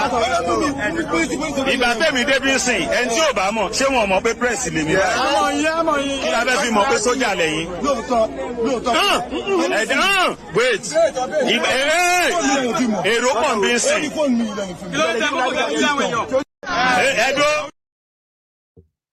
A troubled soldier. So he was acting irrational. And the people were wondering, is he a soldier? Why is he putting on a uniform? And he told them he's from the Shomolu barracks. Abi, what do you call it, right? You know Morocco now. Morocco ni Shomolu. So he said it's from there. That he doesn't post it. So I'll post this video. Are you sure you are a soldier? Yes, I'm a soldier. Well, how can you identify yourself as a soldier? So he called his, his identity number. But you need to show some ID card before we can believe you are a soldier. So why are you stoning people? They want to arrest me. They said they are military police. They want to arrest me and I can't let them arrest me. Post the video. I'm not even interested in the job anymore. I don't want to be a soldier anymore. That's the whole conversation in that short video. The criminal politicians in Nigeria think they can eat their cake and have it. They have just 72 hours to stop the protest. 72 hours. After that,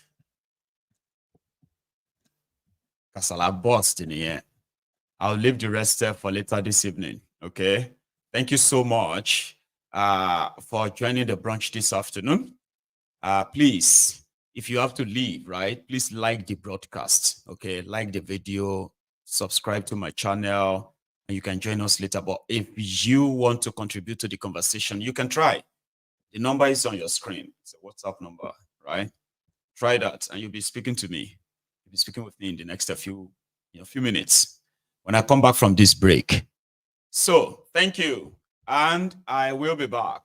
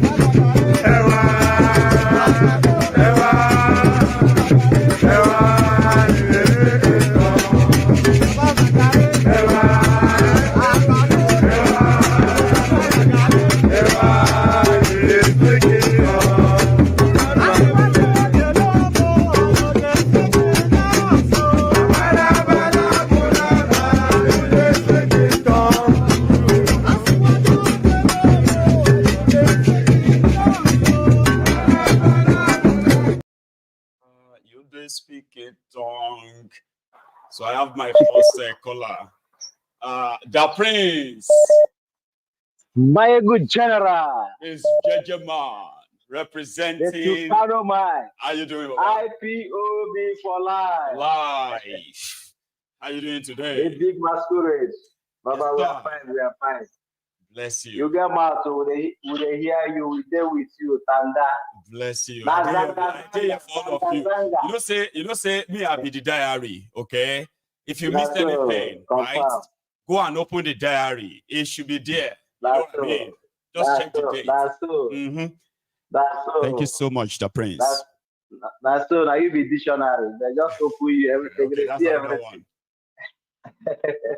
Baba, well done. Thank you. Yes, so I don't know, Baba. When you don't see where Obaseki they run for Europe, where they run go? I never see him. Like an old one. There was an old one where we saying go somewhere, and people were trying to kind of like run after him, and he just ran quickly, enter a house. Now that one. That one don't reach like about 4 years. You don't know. Why I refer and say, you know, say that this new song where you say everybody Sade. You don't hear a banger. You're not supposed to go do the remix for us. I'm telling you, that one the remix done you don't do your own run. So we're supposed to kind of do some remix. Maybe say tan tan tan tan tan. Oh yeah, run. Everybody, oh yeah, sorry. What is sorry? Kind of like go think about it now. Now be the musician, the Prince. Yes, sir. Well done, Baba. Nice one. You don't start anyway. Yes, so Baba, you see, Nigerians, people as it is they go. You know, there's nothing will happen where this protest no get ahead. Even if they carry soldier come out or carry police come out. The thing is that it's like kicking the can down the road. You understand? If they do everything where they do now, all their propaganda, spend all the money where they for use, develop the country for propaganda and blackmailing of the youth. Waiting they know be say, as far as people there for hunger, they will continue to agitate. It's natural. It's natural. You cannot. No amount, no number of armored car or Kano jet, can stop hunger. As long as people are hunger, it's like hunger. You say no bomb can bomb hunger. No bomb can bomb hunger. It's not in the world. It's never done. You understand? So now the thing where these people know, woman will get belly. If you never deliver, the pikin go return inside the belly until you deliver. Now the kind of hunger where there for Nigeria and hunger. You understand? So if they gather religious leader, they gather Oro, they gather Imam, pastor, so he cannot solve the situation. You understand? Okay, let me just tell Nigerian people something. Now, Tinubu and his family, they have a refinery for Malta. Have you noticed so? They do, yes. They've been collecting this subsidy with Buhari. They have been doing this scam of subsidy with Buhari. The money they enter their pocket over 8 years. Make Nigeria they look at more. Now the people where they tell you say they are make you there patriotic with this protest will cause anarchy. That one not be anarchy. Is that one not anarchy? Is it not terrorism against the country? Is terror and terrorism against the country that they pretend to? It is called economic terrorism. Yes, where few people make money off millions of others. Yeah, that's the economic sabotage. Now, Baba, if Dangote, if Dangote no open mouth because of they don't they don't knock them and Trumbu family, their own greed and a hyper greediness. You understand? So greediness jam hyper greediness. Now the two way they happen now. You understand? Well, Dangote, where they believe say in love Nigeria, he's invested in Nigeria. He's into the scam of this subsidy also. You understand? He's into the subsidy of the with them. I know. Then for over 8 years, he know all these secrets that these people have refinery in Malta. That's the reason why our refinery is not working. And that is because the refinery of Nigeria is not working. That's why they say they are paying subsidy. They go to their own refinery in Malta, bring the fuel down. Fuel where no good though, where they spoil vehicle, all the vehicle for Nigeria. They will bring it down. They will not collect the money of subsidy again. 2 ways. You will pay them for the capital of the listen. Then they will make profit on top of the fuel, substandard fuel. At the same time, they will collect money for subsidy.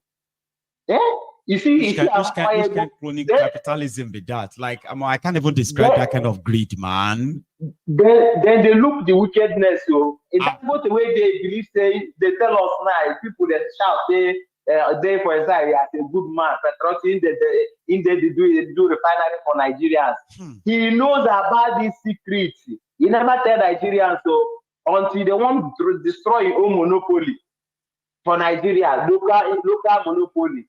Trumbu family, international monopoly. As they want to destroy your own monopoly, they swallow monopoly. Now he comes to tell Nigeria now say this and that. There's a refinery. You see all of them need to be put inside one cage and just throw inside the ocean. You get? You know? Maiyegun, the protest, no matter how they try, people will protest. Then just get locked, say Biafrans know this, because anything we want to put our head, when our business, we will see the head. You get Thank you so much, the Prince. Now, God bless you, Baba. And you keep up the good work. You are doing a great job, Baba. Thank you so much, ma'am. So I have another caller here. Hello there. You are doing a great job, Baba. Hey, Maiyegun, the general. Windy City. How are you, sir? Oh, God damn. I'm okay. I'm a little bit under the weather, so in this horrible part, I won't be able to talk that much. Right. So I was just wondering, you see, there's one thing that over a period of a couple of days that I've been watching this build up of protest. Yep. There's something these people they have established now, and we got to stop it. People of Nigeria have to stop it. And the thing is, blame the predecessor. Yeah. They are now saying this is what Buhari gave us. When you are pulling Buhari, this is what what's the name of the other guy before Buhari? This is what he gave us. Then this is what Obasanjo gave me. This has got to stop. It's got to stop. I was watching them. That okay, what is the excuse? What is the excuse? Okay, nobody put guns to your head to go and become a president. No, you fought. You fought for it. You snatched it. You run with it. You said it. Okay, now that you got there, with it anymore. No, they knew what they want to do with it, right? But they were just surprised because you see, they went there not doing anything. They just want to continue. They want to outdo. They want to outdo the other guy in embezzlement, because Nigerian people, if you are listening to me, whoever comes to Nigeria to rule Nigeria after the commotion and everything has settled down, when the dust is settled down, if that individual first day in office don't started buying tractor, using your reserve to buy things, creating jobs, is a thief. Is a thief. This I can't use this language, but these mofos, they came in, they bought 200,000 a pop, Toyota Highlander, whatever they bought. They bought tons of it. They bought tons of it. No government house that you won't see the latest SUV in the hundreds. Okay. These guys are buying cars in hundreds. Yes. New cars. Now, yes. Now, tell me, if they use that money to buy tractors, to start roads, not the kind of contract they will award and they will just billion contracts. Give to Shaguri and all those people, they need to go. Please. It's about time. Oh. If they allow this man to run the course of 8 years, when the next man comes, this is what Tinubu gave me. Nigeria, it's about time. People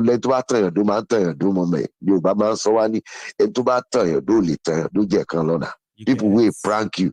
We get sex from you. You go feel prank you. I wasn't enough strength, but I was just like, this is too much. It's too much. They need to stop it. Thank you so much. Thank you very much. Thank you. You're doing a great job. Thank you, sir. Thank you. Thank you. Have a good day. Bye-bye. I was looking skinnier 2 days ago and yesterday until I was like, I'm a general rest. So my I can probably just carry. Yeah. To me, while of a sudden, it just came. Kind of it just related. Right. Nobody function, it just came all of a sudden. So, just we shall see. For us. Thank you so much. All right. Thank you. That's a windy city, ladies and gentlemen. But there is another caller on the line here. Hello. Hello, Maiyegun General. Good morning. Good morning to you. That's a Prince Adewale, the African Wahala. Everybody's up this morning. How are you? I'm very well. I have a day off work, so I'm fully invested. Bless you, man. Please, we are here. It seems like the party started early. It's already up in Kano. It's already up in Niger, and it is spreading. The African Wahala. Yes. Maiyegun, first of all, thank you for your great work. Thank you for not giving up on educating us, because we have coconut heads and most of us don't listen. The reason we are going out to protest, because the entire world needs to understand different perspectives of the victims of this country. The reason why millions of us are going out to protest is because we are very poor. I mean, it's obvious. If you're not even from Africa, I'm sure a lot of non-African people, they look at us and they just naturally feel pity for us. That why are these people perpetually confused and just going round and round in circles? I'm sure a lot of them have those conversations within their circles. Now, in the midst of all this poverty that has ravaged us for the last maybe 200 years, we are still at the bottom of the food chain on a consistent basis. Our so-called leaders, representatives, they are not our leaders. They are all billionaires. How come? How come we are so poor in the midst of all the resources that could have made us wealthy, but we are the poorest in the world? Meanwhile, our representatives are the richest in the world. Not only are they so rich, they flaunt it to our faces and they kill us when we try to complain that, listen, you guys need to consider redistributing the wealth so that some of us can at least have something decent. But now they did it for so long, so greedily, that food has finally dried out in our society. So once food has dried out, then it's a wrap. The people don't care anymore. So no matter what tactics they use, the regular tactics they've always used to crush us from a psychological perspective, religion, number one.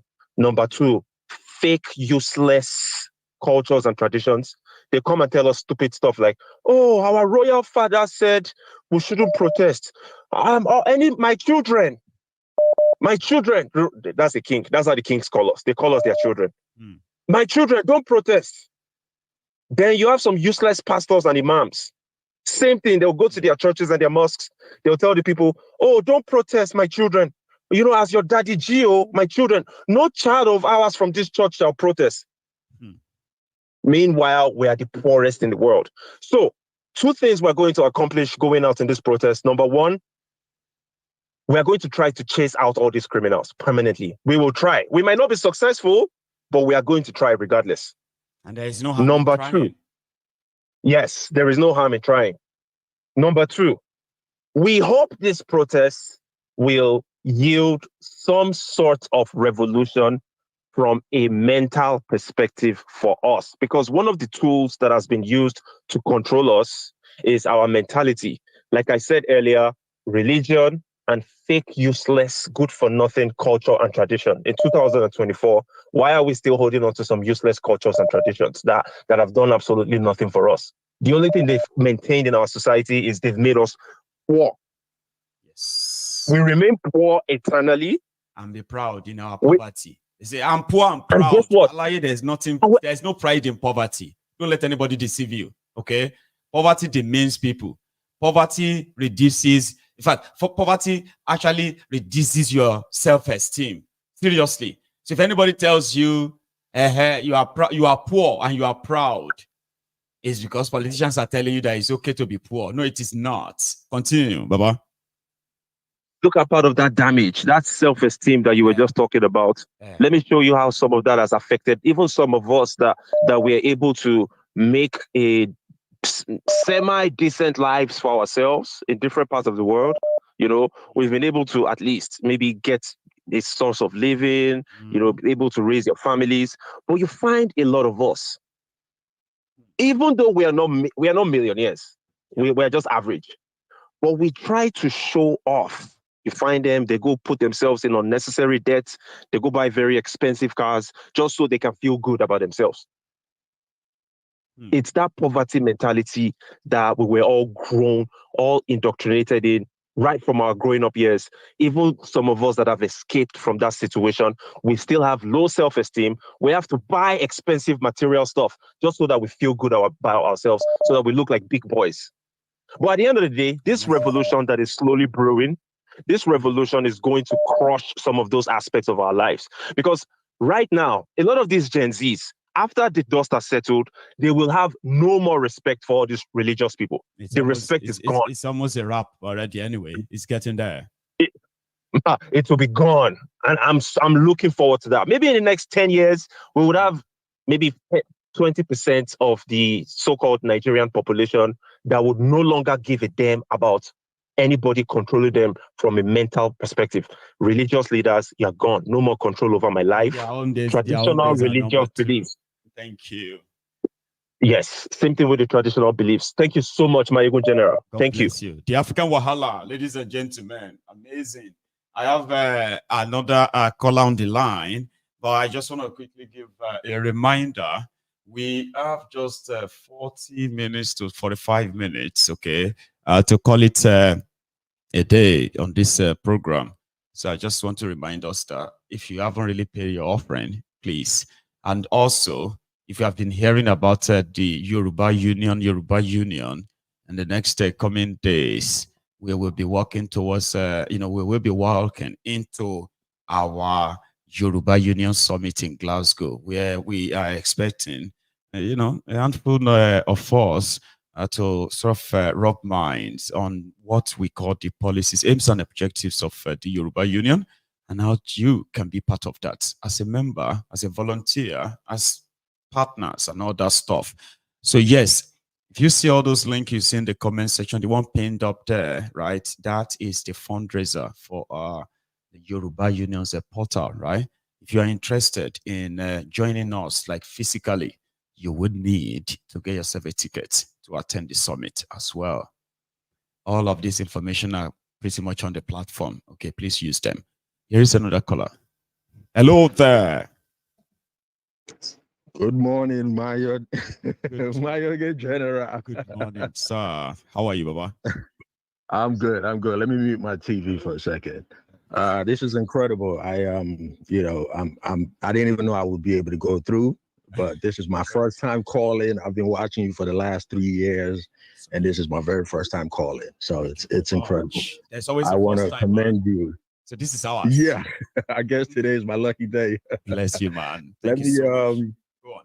Yeah, thanks. Let me start off first by commending you for the fantastic work you've been doing. It's people like you that makes me feel like, you know what, not everything from Nigeria is completely garbage. So So we are the silver line in that dark cloud. You all see, right? Okay. Yes. Thank you. Yes. I'm calling from Philadelphia. I'm calling from Pennsylvania.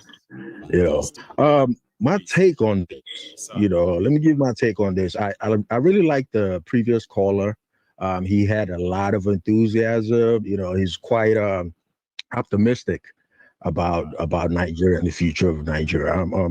Unfortunately, I don't necessarily share the same sentiments. Not entirely. I think Nigeria is a dunner. It's wrong. It seems that seeing is believing. There are so many people that would never really believe until they see something, and that something is why we keep showing it to them every day, right? Yes. But go on, sir. Yes, and that is the most unfortunate, part of it is that there are people that still hold on to this falsehood. I mean, Nigeria was founded on nothing but just falsehood. It is not a nation. So that's one of the, one of my biggest, annoyance when I hear people refer to Nigeria as a nation. No, Ghana is a nation. Nigeria is not. United States is a nation. Angola is a nation. Nigeria is not a nation. At best, it's a franchise. It's a British franchise. That's actually like a straight to the point bullseye sort of a description, right? It is a business enterprise. It is the commodity. It is, yes. It is a criminal organization. With a bunch of innocent people that are entrapped. Innocent, naive, delusional people that are, for the last decades, at least 60, 70 decades, have been trapped and have yet to realize that, Let's start off with this pending protest, that is yet to take place. I don't think it's going to be successful. There is nothing about Nigeria or Nigerians that gives me that impression that people would come together, like-minded people will come together and be able to achieve, an agenda successfully. You have way too much sabotage in Nigeria.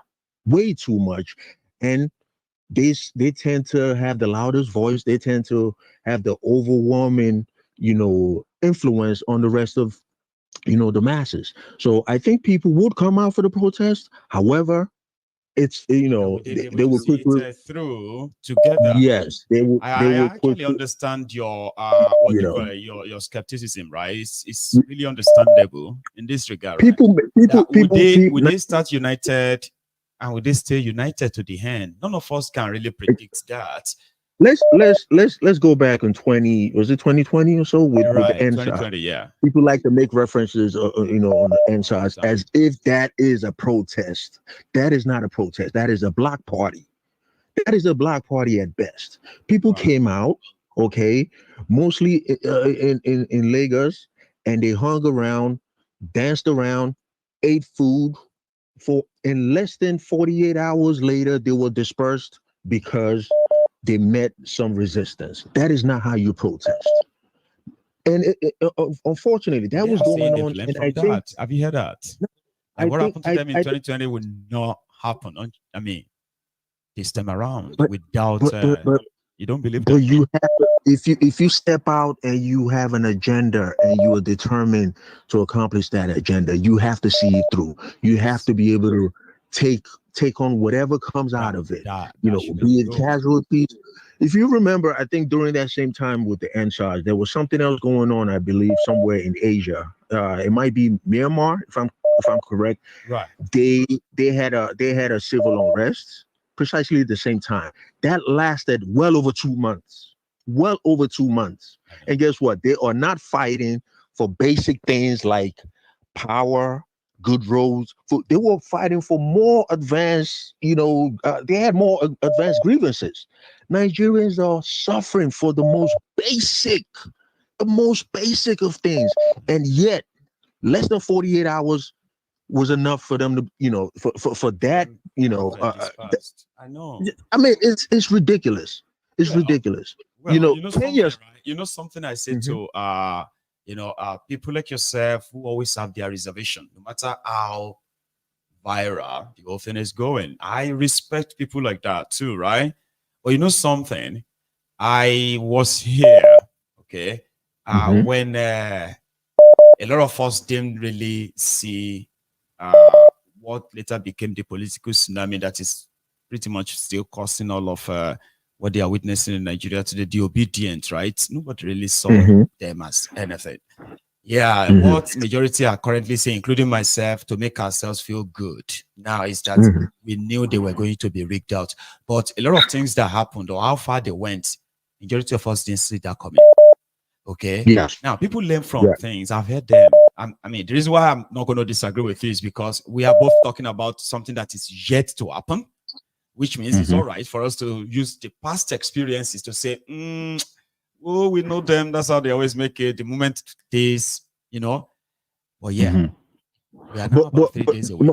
Sir, you say you were among the people that were a little bit shocked and surprised at how the extent of the political class would have gone. No, the way the whole thing was put together, because we saw how it all began, right? With the judiciary, with the INEC. Sorry, go on. Sorry. You mean with the judiciary and the INEC? No, we've seen all of that. I never, for once, right, believed that they would actually put together a political capital, right, to even get a single state declared for Obi. You get that? Like, I was expecting the region to be that much. Right. State, I was expecting to be that much, right? That it wouldn't even get a single not state, even a right? state, like not even a local government. Well, at the end of the day, right, they ended up having to force the hand of supposed organized system that have written the result. You know how they usually do it. It wasn't meant to be this stressful, right? Then they had to force them to change their own rules in the middle of the game, right? And they messed up so bad. Now, that's something I'm like, this protest as well, okay, may actually be something that we are all going to be wrong to compare it to what we have seen before. But that we can't compare it to what we have seen before, so it will be like ingenious. It's okay to compare it. At the same time, it is not totally okay to compare it to. That's what I'm trying to say. Right. You get that? I don't see it being successful because let me say this. The average Nigerian have a little bit of a oppressive trait to them. Yeah. Okay. And justice is not something that is being practiced in Nigeria in any sense at all. And when you have a situation, when you have an environment like that, where it seems to be a cesspool of injustice, and lies and falsehood, right, that permeates the air. This is what you get. This is what you get. Nigeria cannot be like Kenya. Nigeria cannot be like all these other countries that protest and achieve something. The reason being, majority of Nigerians don't believe in justice. Majority of Nigerians are oppressive in nature. Okay, so they're gonna be lots of saboteurs in this said protest. I mean, a man for over 40 years. Isn't it amazing that for over 40 years a musician, a visionary, fella sang about suffering and smiling. Just think about that. Over 4 decades. And this person made this song when the conditions wasn't as terrible as it is. That tells you a lot, that people that are not willing to stand up for justice, right? Eventually they would all be consumed by injustice. Thank you so much. Nigerians have been so relaxed, so nonchalant about the injustice that is permeating in the air, You know what they say? They say that even selective injustice, selective justice is injustice on its own. But we keep telling ourselves that even if I don't like someone and they are suffering injustice, the right thing for me is to speak out, because if I don't, right, and I get away with that, one day it's going to be my turn. Who's going to speak for me, even when I'm being unjustifiably treated? Well, thank you so much, sir, for having this. Thank you. Appreciate you, brother. Another one. Thanks a lot. All right. Thank you. You have a good one, sir, from Philadelphia. Beautiful. Yeah. I have another caller again, but there's something, right? Yeah, people are saying I should check out what's going on. They are destroying MTN offices in some places now. I have seen like 2 videos. I've seen where they are pulling down the fence. I'm going to collect all of them for later today. And in protest is the beret. You don't know. Nigerian government and their handlers, they are preparing for August 1st, when the protest is already kicking off. It has begun already in Nigeria. And slowly but steadily, the momentum is what will lead to the August 1st. I actually thought the whole thing would start by the 31st. But somebody once told us that it was going to start from the 29th of July. And I kept saying it that, in fact, 29th of July, just didn't know where. Now it started from Niger. It has moved to Kano. MTN short people's, block people's SIM cards, right? And I also heard on this program that they have actually unblocked some numbers. Last, those who are advising thiefnubu are those who want to burn down Nigeria. They are those who want to remove him from office. Here you get, not the people they are threatening, not the people they are gaslighting. By this evening, you will not go hear more. Here, hello. Okay, I'll take another one. See, if you are calling Maiyegun's Diary Political for the first time, and you check your phone that your number has been, your call has been picked, I may pick you up and leave you behind the scene, okay? Mute you. You need to stay that way until you hear hello there from me. Then you can then connect. I'm so sorry. I have another caller though. Hello. Good morning. Good afternoon from here. Good afternoon, sir. How are you? Thank you so much for your good work, bringing us to the light. You know, you're showing us everything day by day. You know, I was like, I just left my class just to talk now a little bit because of what the last caller just said. You know, Maiyegun, all he said is right, but time changes very fast in Nigeria now. For the past let's just call it 11 months of Tinubu, and the last 8 years of Buhari, Nigerians are beginning to understand that the politicians are the one eating and the others are the ones suffering. You know, these guys, I believe him that there's a lot of saboteurs in Nigeria. But one thing is bringing all the evil saboteurs and killers and armed robbers, everything, kidnappers. One thing is bringing everybody together now. One of my friends, they kidnapped the brother last week. And when they said along Abuja Road, they paid 5 million naira. But I didn't believe 5 million naira. I hear you say they kidnapped your brother. They kidnapped a brother of my friend. Right. And the family paid 5 million. They were for ransom. Yeah, they paid 5 million along Abuja route. So now I was like, 5 million, are you sure? They said yes, 5 million. They released the guy. You know, before that Abuja route, once they catch anybody there, it's over 50 million, 100 million. So that means the kidnappers are feeling the heat already because they know there's no money. And the guy came out normal because they deal with him a little bit, but not like brutal like before they used to be. So that means everybody is feeling there is no money, there is no food, and the worst is there is no food. No Nigerian will stand there is no food. Like this guy said, there are saboteurs, we believe. But that time, and 40 years ago, Fela sang that song. Like, people can still give you something to eat. You can still look around and see something to eat. Now in Nigeria, people are eating from the dustbin. And Nigerians are hardworking. They know themselves. When they have a good environment, they can produce what they will eat. Nigerians, they don't depend on government because government never give Nigeria anything. But now they've squeezed even that little space Nigerians used to hustle on their own without looking at government. You see, so anything that will make Nigeria to catch fire now, my brother, the last call, I'm telling you, Nigeria is going down. Two things are involved. Control it, exactly. That's what we are saying. That how do you rate success, right? How do you rate success of a protest? For example, I have just seen the news now that thiefnubu, as usual, has announced another fake announcement that NNPP should begin to sell crude oil to Dangote in Naira. The question people are not asking is that which crude oil? Yeah.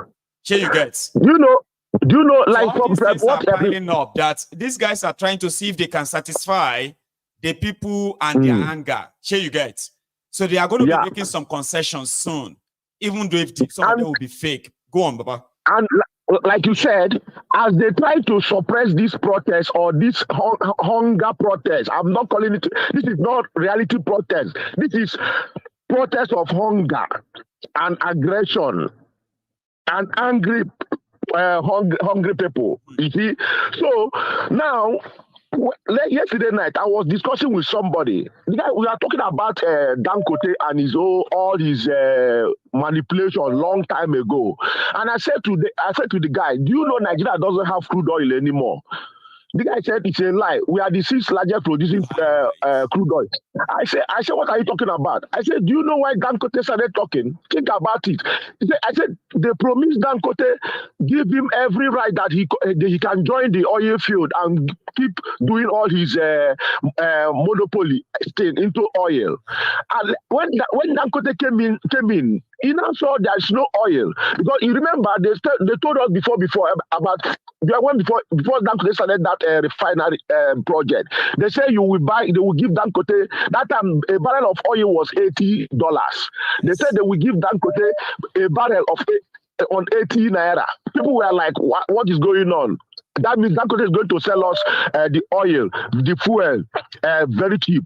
Later, that's why they lure him into that. So they don't know that Dangote will open his mouth.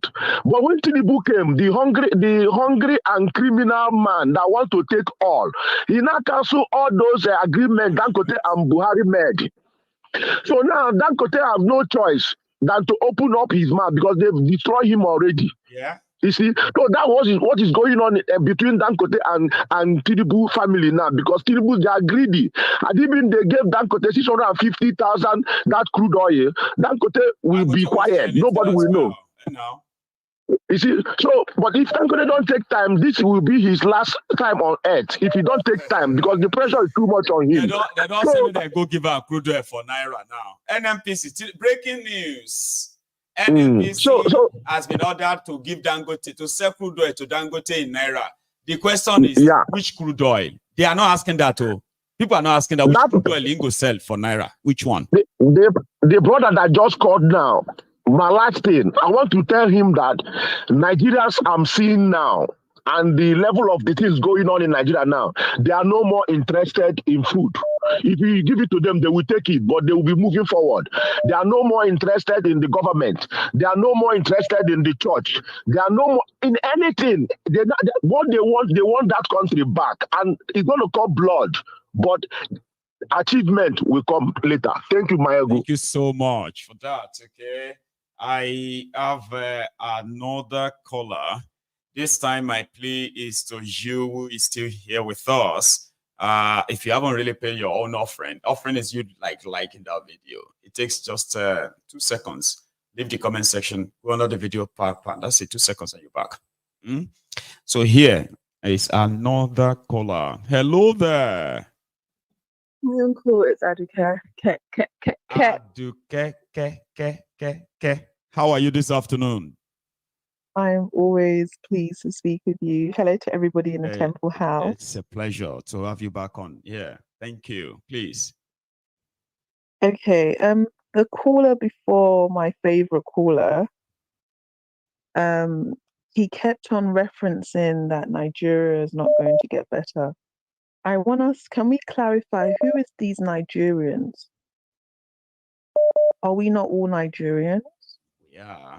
So when you're, so who when you're, when, our choice or no choice, Muslim number choice. exactly. Yeah. Yes. So Go on. who are these Nigerians you're talking about?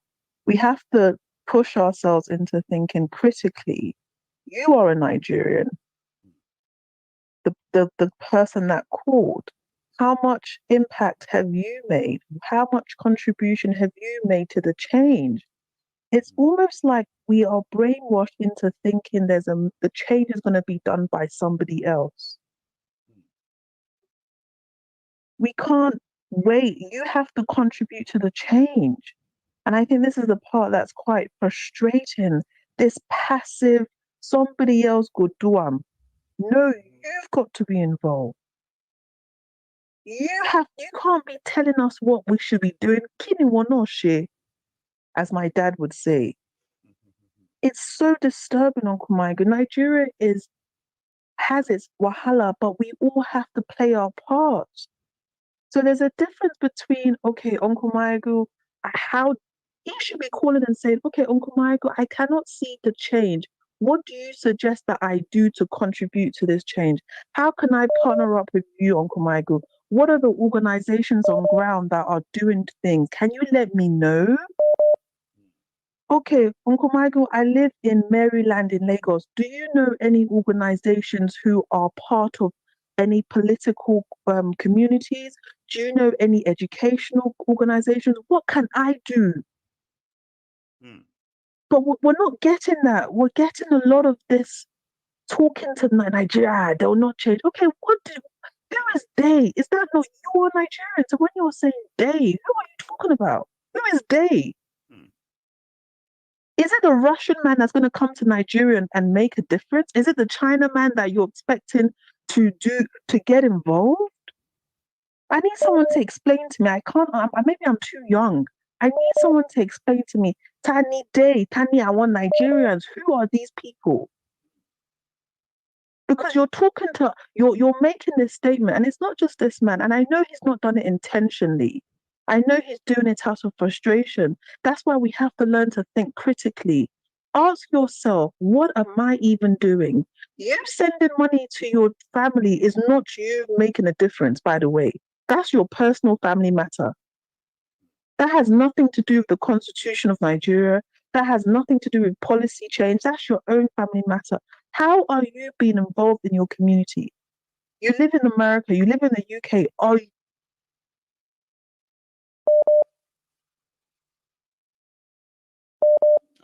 think we are beginning to have a network issue there.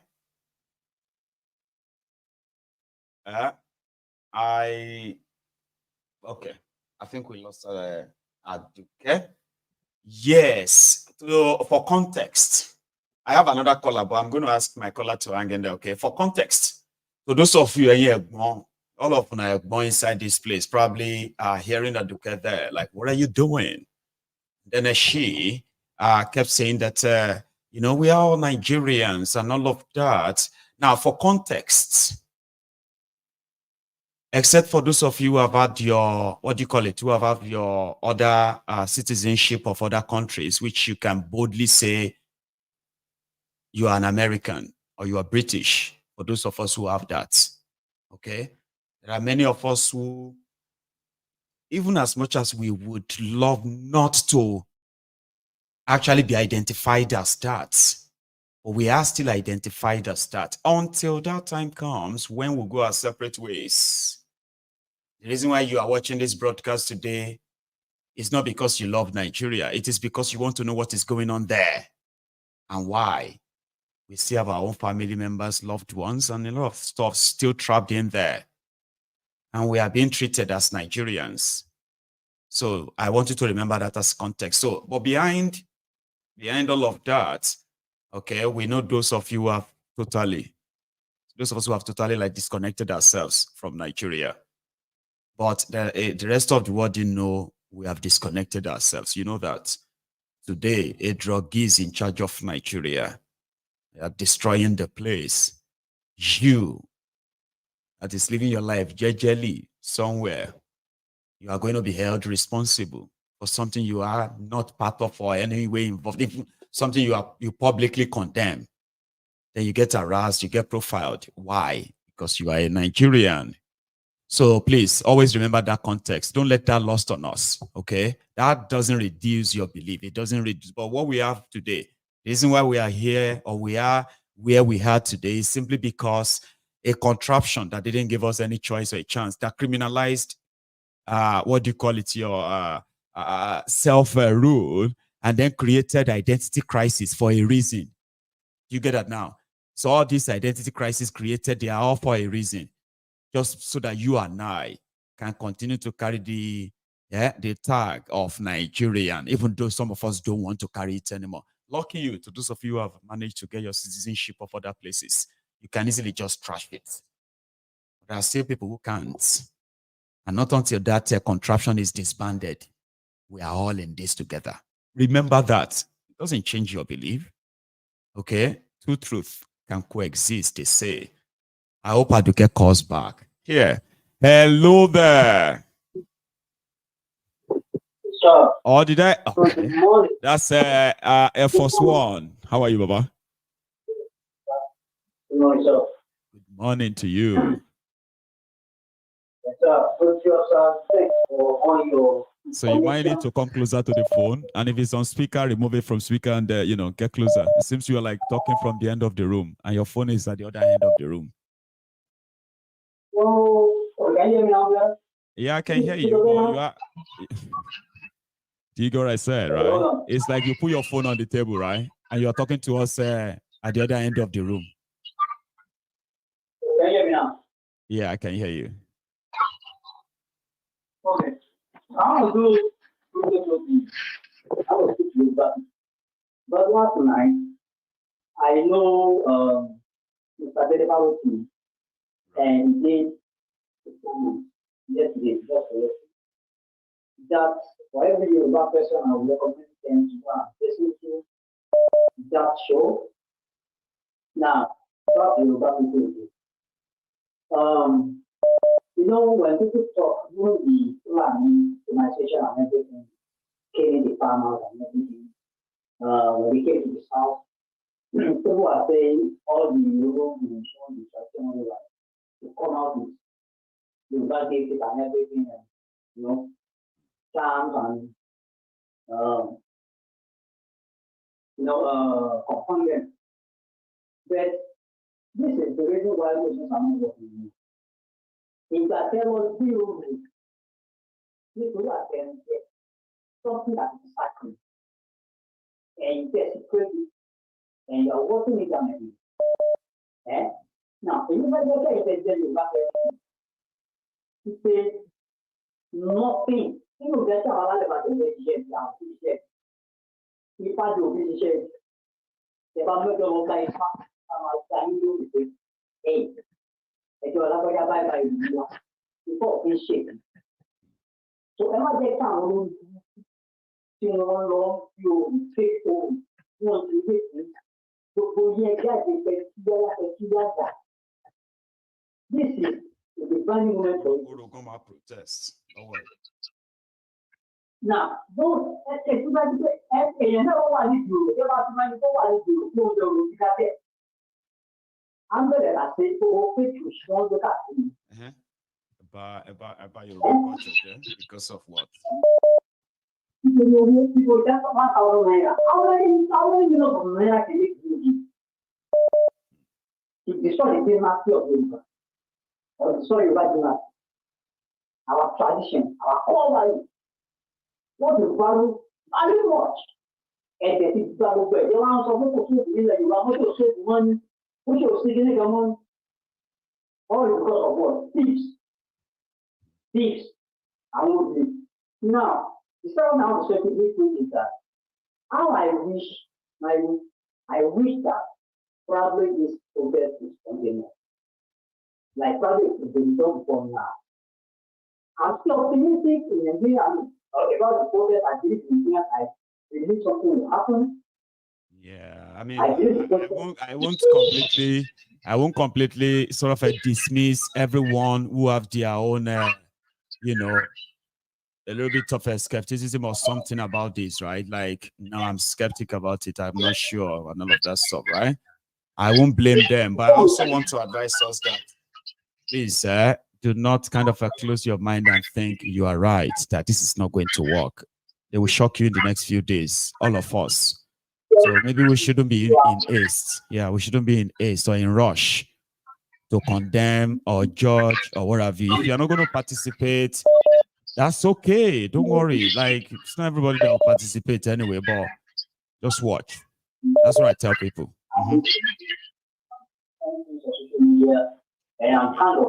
Thank you so much, Baba. God bless you. You need to fix that line. I don't know what happened to your phone today, right?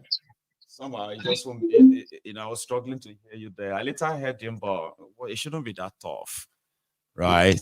So I have my last caller on the line, and I have my last request as well. Please, if you haven't really, pay your own offering like this broadcast, please do. Because after this call, we are going to call it a day or call it a noon to go get ready for later in the evening. But you can rewatch yesterday's broadcast. Yeah, the one from last night. You can rewatch that after this show, in the next few minutes, okay? Here we go. Hello there. Hello there. Martinelli. Maiyegun. Martinelli. How are you? I did okay, Baba. Twali, Baba. God bless you, man. God bless you. I beg you, before I enter inside my rant, how many minutes I get? You say what? I said before I enter my rant, how many minutes I get? Because one ask. We've got 10 minutes to go, so we'll share it. You have 5, I have 5. Before then, I just wanted to ask, just borrow me 1 minute. I won't ask. No, use my own 1 minute. So, okay, yeah. You have 6 minutes. Shena and Jono have been a ghost. I've been a spirit. I've been a Mami Water. They watch Maiyegun. When Maiyegun will get like 2,000 views and only 200 people go like her, I'm like, what's going on? When we say they use watch farm, I bet they call that thing stream farm. Like a programming now. Come on. Let me beg them. Like this program, for God's sake, man. Jesus, just like it. It's under the just press it, just touch. That's it. And let this program go viral. Bless you, man. Thank you very much, Maiyegun, as always, for everything you do and for trying to spread the message and for trying to keep, the minds of the people alert. Thank you. To the that is happening in Nigeria. I know a lot of people have their opinion. Like I said the last time I called, a lot of people have their opinion about this ongoing protest because what you do and see, it don't start already. Whether you like it or not, it has started. There's one thing I want people to understand. I've been mentioned of this at some point. We've spoken about religion. We've spoken about our our traditional rulers and everybody. But there's one thing everybody needs to understand. Nigeria is divided along just 2 lines. You have the oppressed and you have the oppressors. That's it. There's no Christian, there's no Muslim, there's no Isheshe, there's no Yoruba, there's no Igbo, there's no Hausa in Nigeria. It is the oppressed and the oppressor. Know that. It's just extra. Just forget about it. Forget about it. Just forget about every other thing you know. It is the oppressed. And slowly, like one of the previous callers said, slowly, you already have some people in Nigeria that don't care about the government. They don't care about anybody. They're just doing their own. They are surviving and they are doing well. But those people right now, they've been dipped into poverty as a result of the bad policies of the government. These are people that they don't even bother about. They don't even bother about the government. But one way or the other, the policies of the government have dipped them furthermore into poverty. So gradually, like I said, it is not Yoruba, Igbo. It is the oppressed and the oppressor. So at some point, like we all know, Nigerians will love to oppress each other. Everybody now oppressor for their own domain. Everyone is a potential oppressor. Don't let us deceive ourselves. Gradually, some people are falling into the bracket of the oppressed. And slowly but surely, the bracket of the oppressed is increasing. You see this protest that is going to happen, this revolution or whatever it is. I know a lot of people have a lot of skepticism and a lot of optimism about it. You know, but like I said, just for now, if you can, please keep it to yourself. You understand? Let what will happen happen. Okay? Because some people are already fixed on achieving their aim. And like I said, we have the oppressed and the oppressors. Some people are ready to kill anybody, they are ready to destroy anything just to remain the oppressor. And some people are ready to do anything, to kill and destroy anything just to stop being oppressed. For being oppressed. So know that and know. So you see this battle, the army are going to turn against each other. The police are going to turn against each other. The fire brigade are going to turn against each other. The pastors are going to turn against each other. The Yorubas are going to turn against each other. The Igbo, everybody is going to. So just know that the for and the against, right? So and there will be no in between anymore. There will be no sitting on the fence. Eventually, everybody will take a position. Nobody is going to come from Ondo to Lagos to come and protest. No, nobody is going to travel from Kano to Abuja to. Everybody is going to protest in their own in their domain. Everybody is going to turn against each other. It is going to be a fight. This fight, it is the fight of the oppressed against the oppressor. So you now have to choose your side. You just choose your side. Yes. So if you know, and like I said, everybody, those of you that are oppressed, we know all of us, because me as I follow the talk, so my neck they bend. Maiyegun, they see your neck, say if your neck they bend, go one side. So me and you be like in the same position we did. Yeah. Our neck they bend.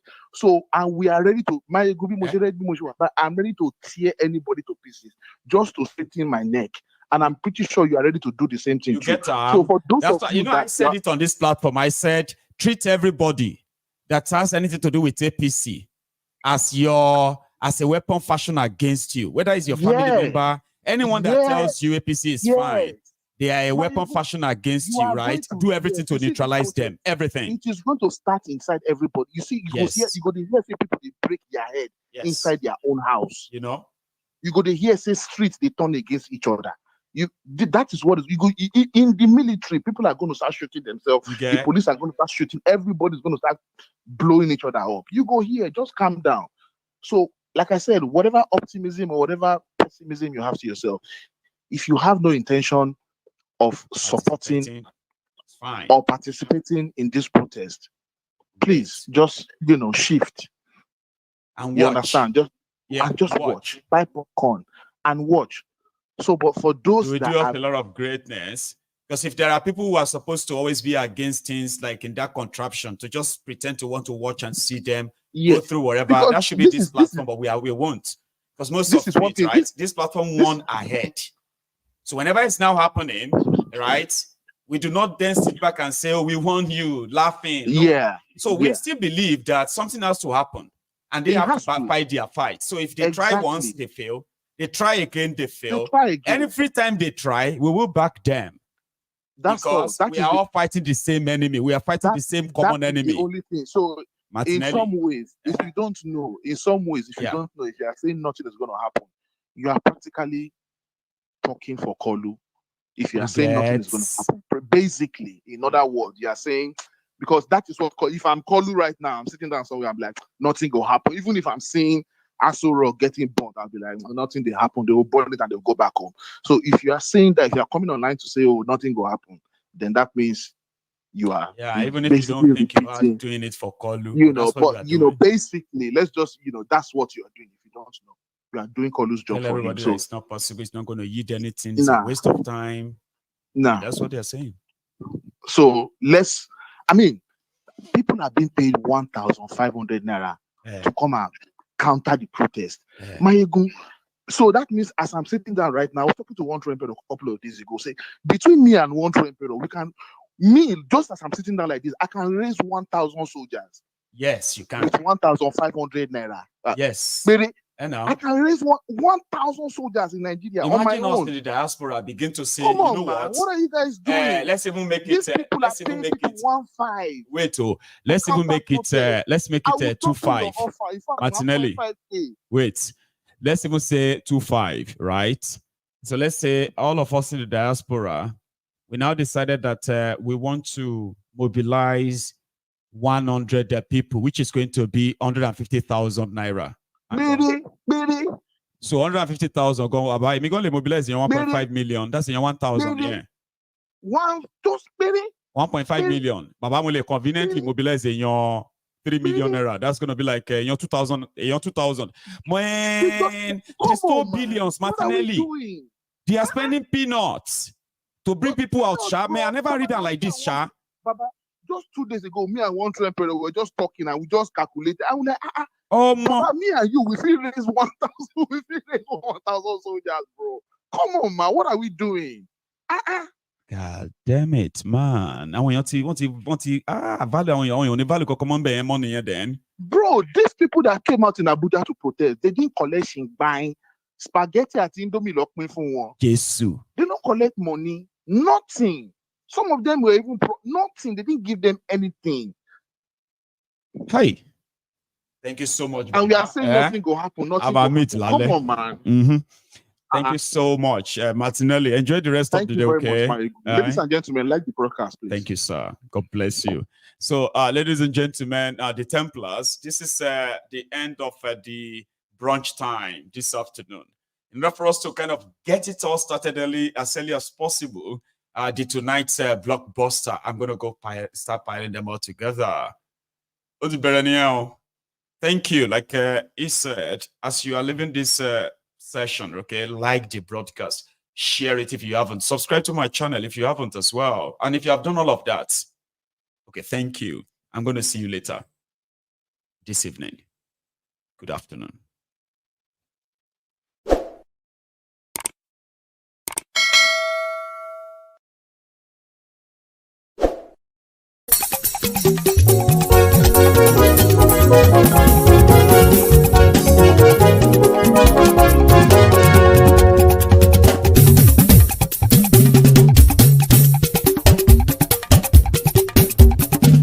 Maiyegun làwa mọ̀ làmọ̀ tó dòdòdò. Maiyegun dayari Nayibi #1. Maiyegun làwa mọ̀ làmọ̀ tó dòdòdò. Maiyegun dayari Nayibi #1.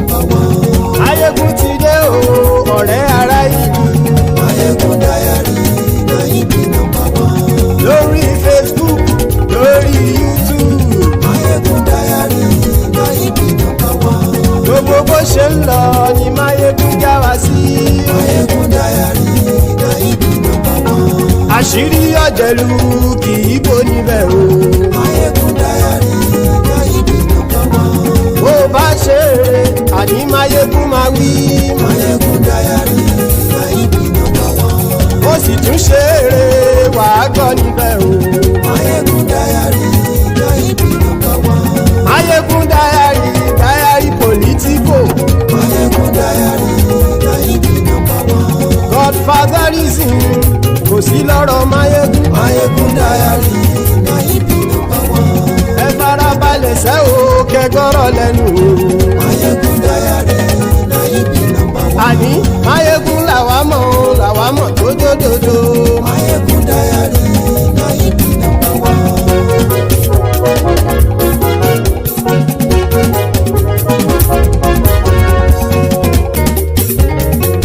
Àní ẹ̀sùn ràkì. Maiyegun ti dé. Maiyegun ti dé. Ọ̀jẹ̀lú ẹ̀sùn ràkì. Maiyegun ti dé. Àní ẹ̀sùn ràkì. Maiyegun ti dé. Lórí Facebook. Maiyegun ti dé. Àní ẹ̀sùn ràkì. Maiyegun ti dé. Lórí YouTube. Maiyegun ti dé. Àní ẹ̀sùn ràkì. Maiyegun ti dé. Bọ́ bàbá gbé wúrẹ́. Àní ẹ̀sùn ràkì. Maiyegun ti dé. Ijó ìgbádìyẹ. Maiyegun máa wí. Àní ẹ̀sùn ràkì. Maiyegun ti dé. Bí pẹ̀sìdó bá rúfin o. Maiyegun máa wí. Àní ẹ̀sùn ràkì. Maiyegun ti dé. Bí gómìnà kówó jẹ. Maiyegun máa wí. Àní ẹ̀sùn ràkì. Maiyegun ti dé. Ọlọ́pàá ti ń darí bá. Maiyegun máa wí. Àní ẹ̀sùn ràkì. Maiyegun ti dé. Aṣòfin tí ń rúfin o. Maiyegun máa wí. Àní ẹ̀sùn ràkì. Maiyegun ti dé. Òpùrọ́ olóṣèlú. Maiyegun máa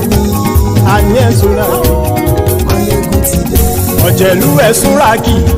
Maiyegun ti dé. àní ẹ̀sùn ràkì. Maiyegun ti dé.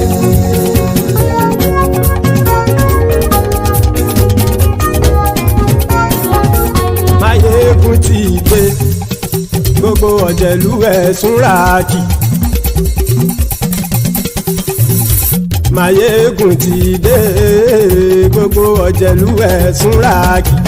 ṣùgbọ́n ní bá ti ṣe èyí tó yẹ kí wọ́n ṣe ọmọ bá dèrò ní fi wọ́n níran o. Maiyegun ti dé. gbogbo ọ̀jẹ̀lú ẹ̀sùn ràkì. Maiyegun ti dé. gbogbo ọ̀jẹ̀lú ẹ̀sùn ràkì. ṣùgbọ́n ní bá ti ṣe èyí tó yẹ kí wọ́n ṣe ọmọ bá dèrò ní fi wọ́n níran. wọ́n fowó bẹ́ẹ̀ o Maiyegun ó sọ pé wọ́n ò fẹ́ bẹ́ẹ̀. wọ́n fowó bẹ́ẹ̀ Maiyegun ó sọ pé wọ́n ò fẹ́ bẹ́ẹ̀. oníkanṣá ti ṣe èyí tó yẹ kí wọ́n ṣe fáwọn ará ìlú tó gbé wọn débẹ̀ o. Maiyegun ti dé. gbogbo ọ̀jẹ̀lú ẹ̀sùn ràkì. Maiyegun ti dé. gbogbo ọ̀jẹ̀lú ẹ̀sùn ràkì. ṣùgbọ́n ní bá ti ṣe yìí tó yẹ kí wọ́n ṣe ọmọ bá dẹ́rọ̀ ò ní fi wọ́n níran. kì máa yí ṣe eré ọ̀rọ̀ yìí kì í ṣe ẹ̀fẹ̀. kì máa yí ṣe eré ọ̀rọ̀ yìí kì í ṣe ẹ̀fẹ̀. ẹni bá ti lè lẹ́bọ̀ lẹ́rù o ọmọ bá dèrò kàṣà ìtú wọn síta. Maiyegun ti dé. gbogbo ọ̀jẹ̀lú ẹ̀sùn ràkì. Maiyegun ti dé. gbogbo ọ̀jẹ̀lú ẹ̀sùn ràkì. ṣùgbọ́n ní bá ti ṣe yìí tó yẹ kí wọ́n ṣe ọmọ bá dẹ́rọ̀ ò ní fi wọ́n níran. tẹnitẹni ọmọ Maiyegun ọ̀rẹ́ ara ìlú mọ̀mọ́ ni mo fọlọ́hún ṣọ́ ẹ̀ bá kìlẹ́bù. lóòótọ́ olódodo ìlú ọ̀tá ìlú mọ̀mọ́ ni ìwọ ṣá máa ń ṣọ́ra kò sì mọ́ bẹ̀rù. bọ́tà ń lè rí bóníṣègùn lé káwọn mọ̀mọ́ fi ṣera wọn ni ó ti dẹrùn tí wọn ò gbọ́dọ̀ sè mọ́bẹ̀. èèpo ọ̀bọ̀ lọmọ bá dérò tàjẹ́ ò gbọ́dọ̀ jẹ́ ó ti dọba lórí àbínú ẹni kò sì mọ́ fòyà. àìsíwọ́lu ní ẹnìkẹ́ ìgbódì ẹyin lábàrá o ó kó ẹni tó bá dán o àkàmù. Maiyegun ti dé. gbogbo ọ̀jẹ̀lú ẹ̀sùn ràkì. Maiyegun ti dé. gbogbo ọ̀jẹ̀lú ẹ̀sùn ràkì o. ẹni bá ti ṣe yìí tó yẹ kí wọ́n ṣe ọmọ bá dèrò òní fi wọ́n níran o. Maiyegun ti dé. gbogbo ọ̀jẹ̀lú ẹ̀sùn ràkì. Maiyegun ti dé. gbogbo ọ̀jẹ̀lú ẹ̀sùn ràkì. ṣùgbọ́n ní bá ti ṣe yìí tó yẹ kí wọ́n ṣe ọmọ bá dẹ́rọ̀ ò ní fi wọ́n níran.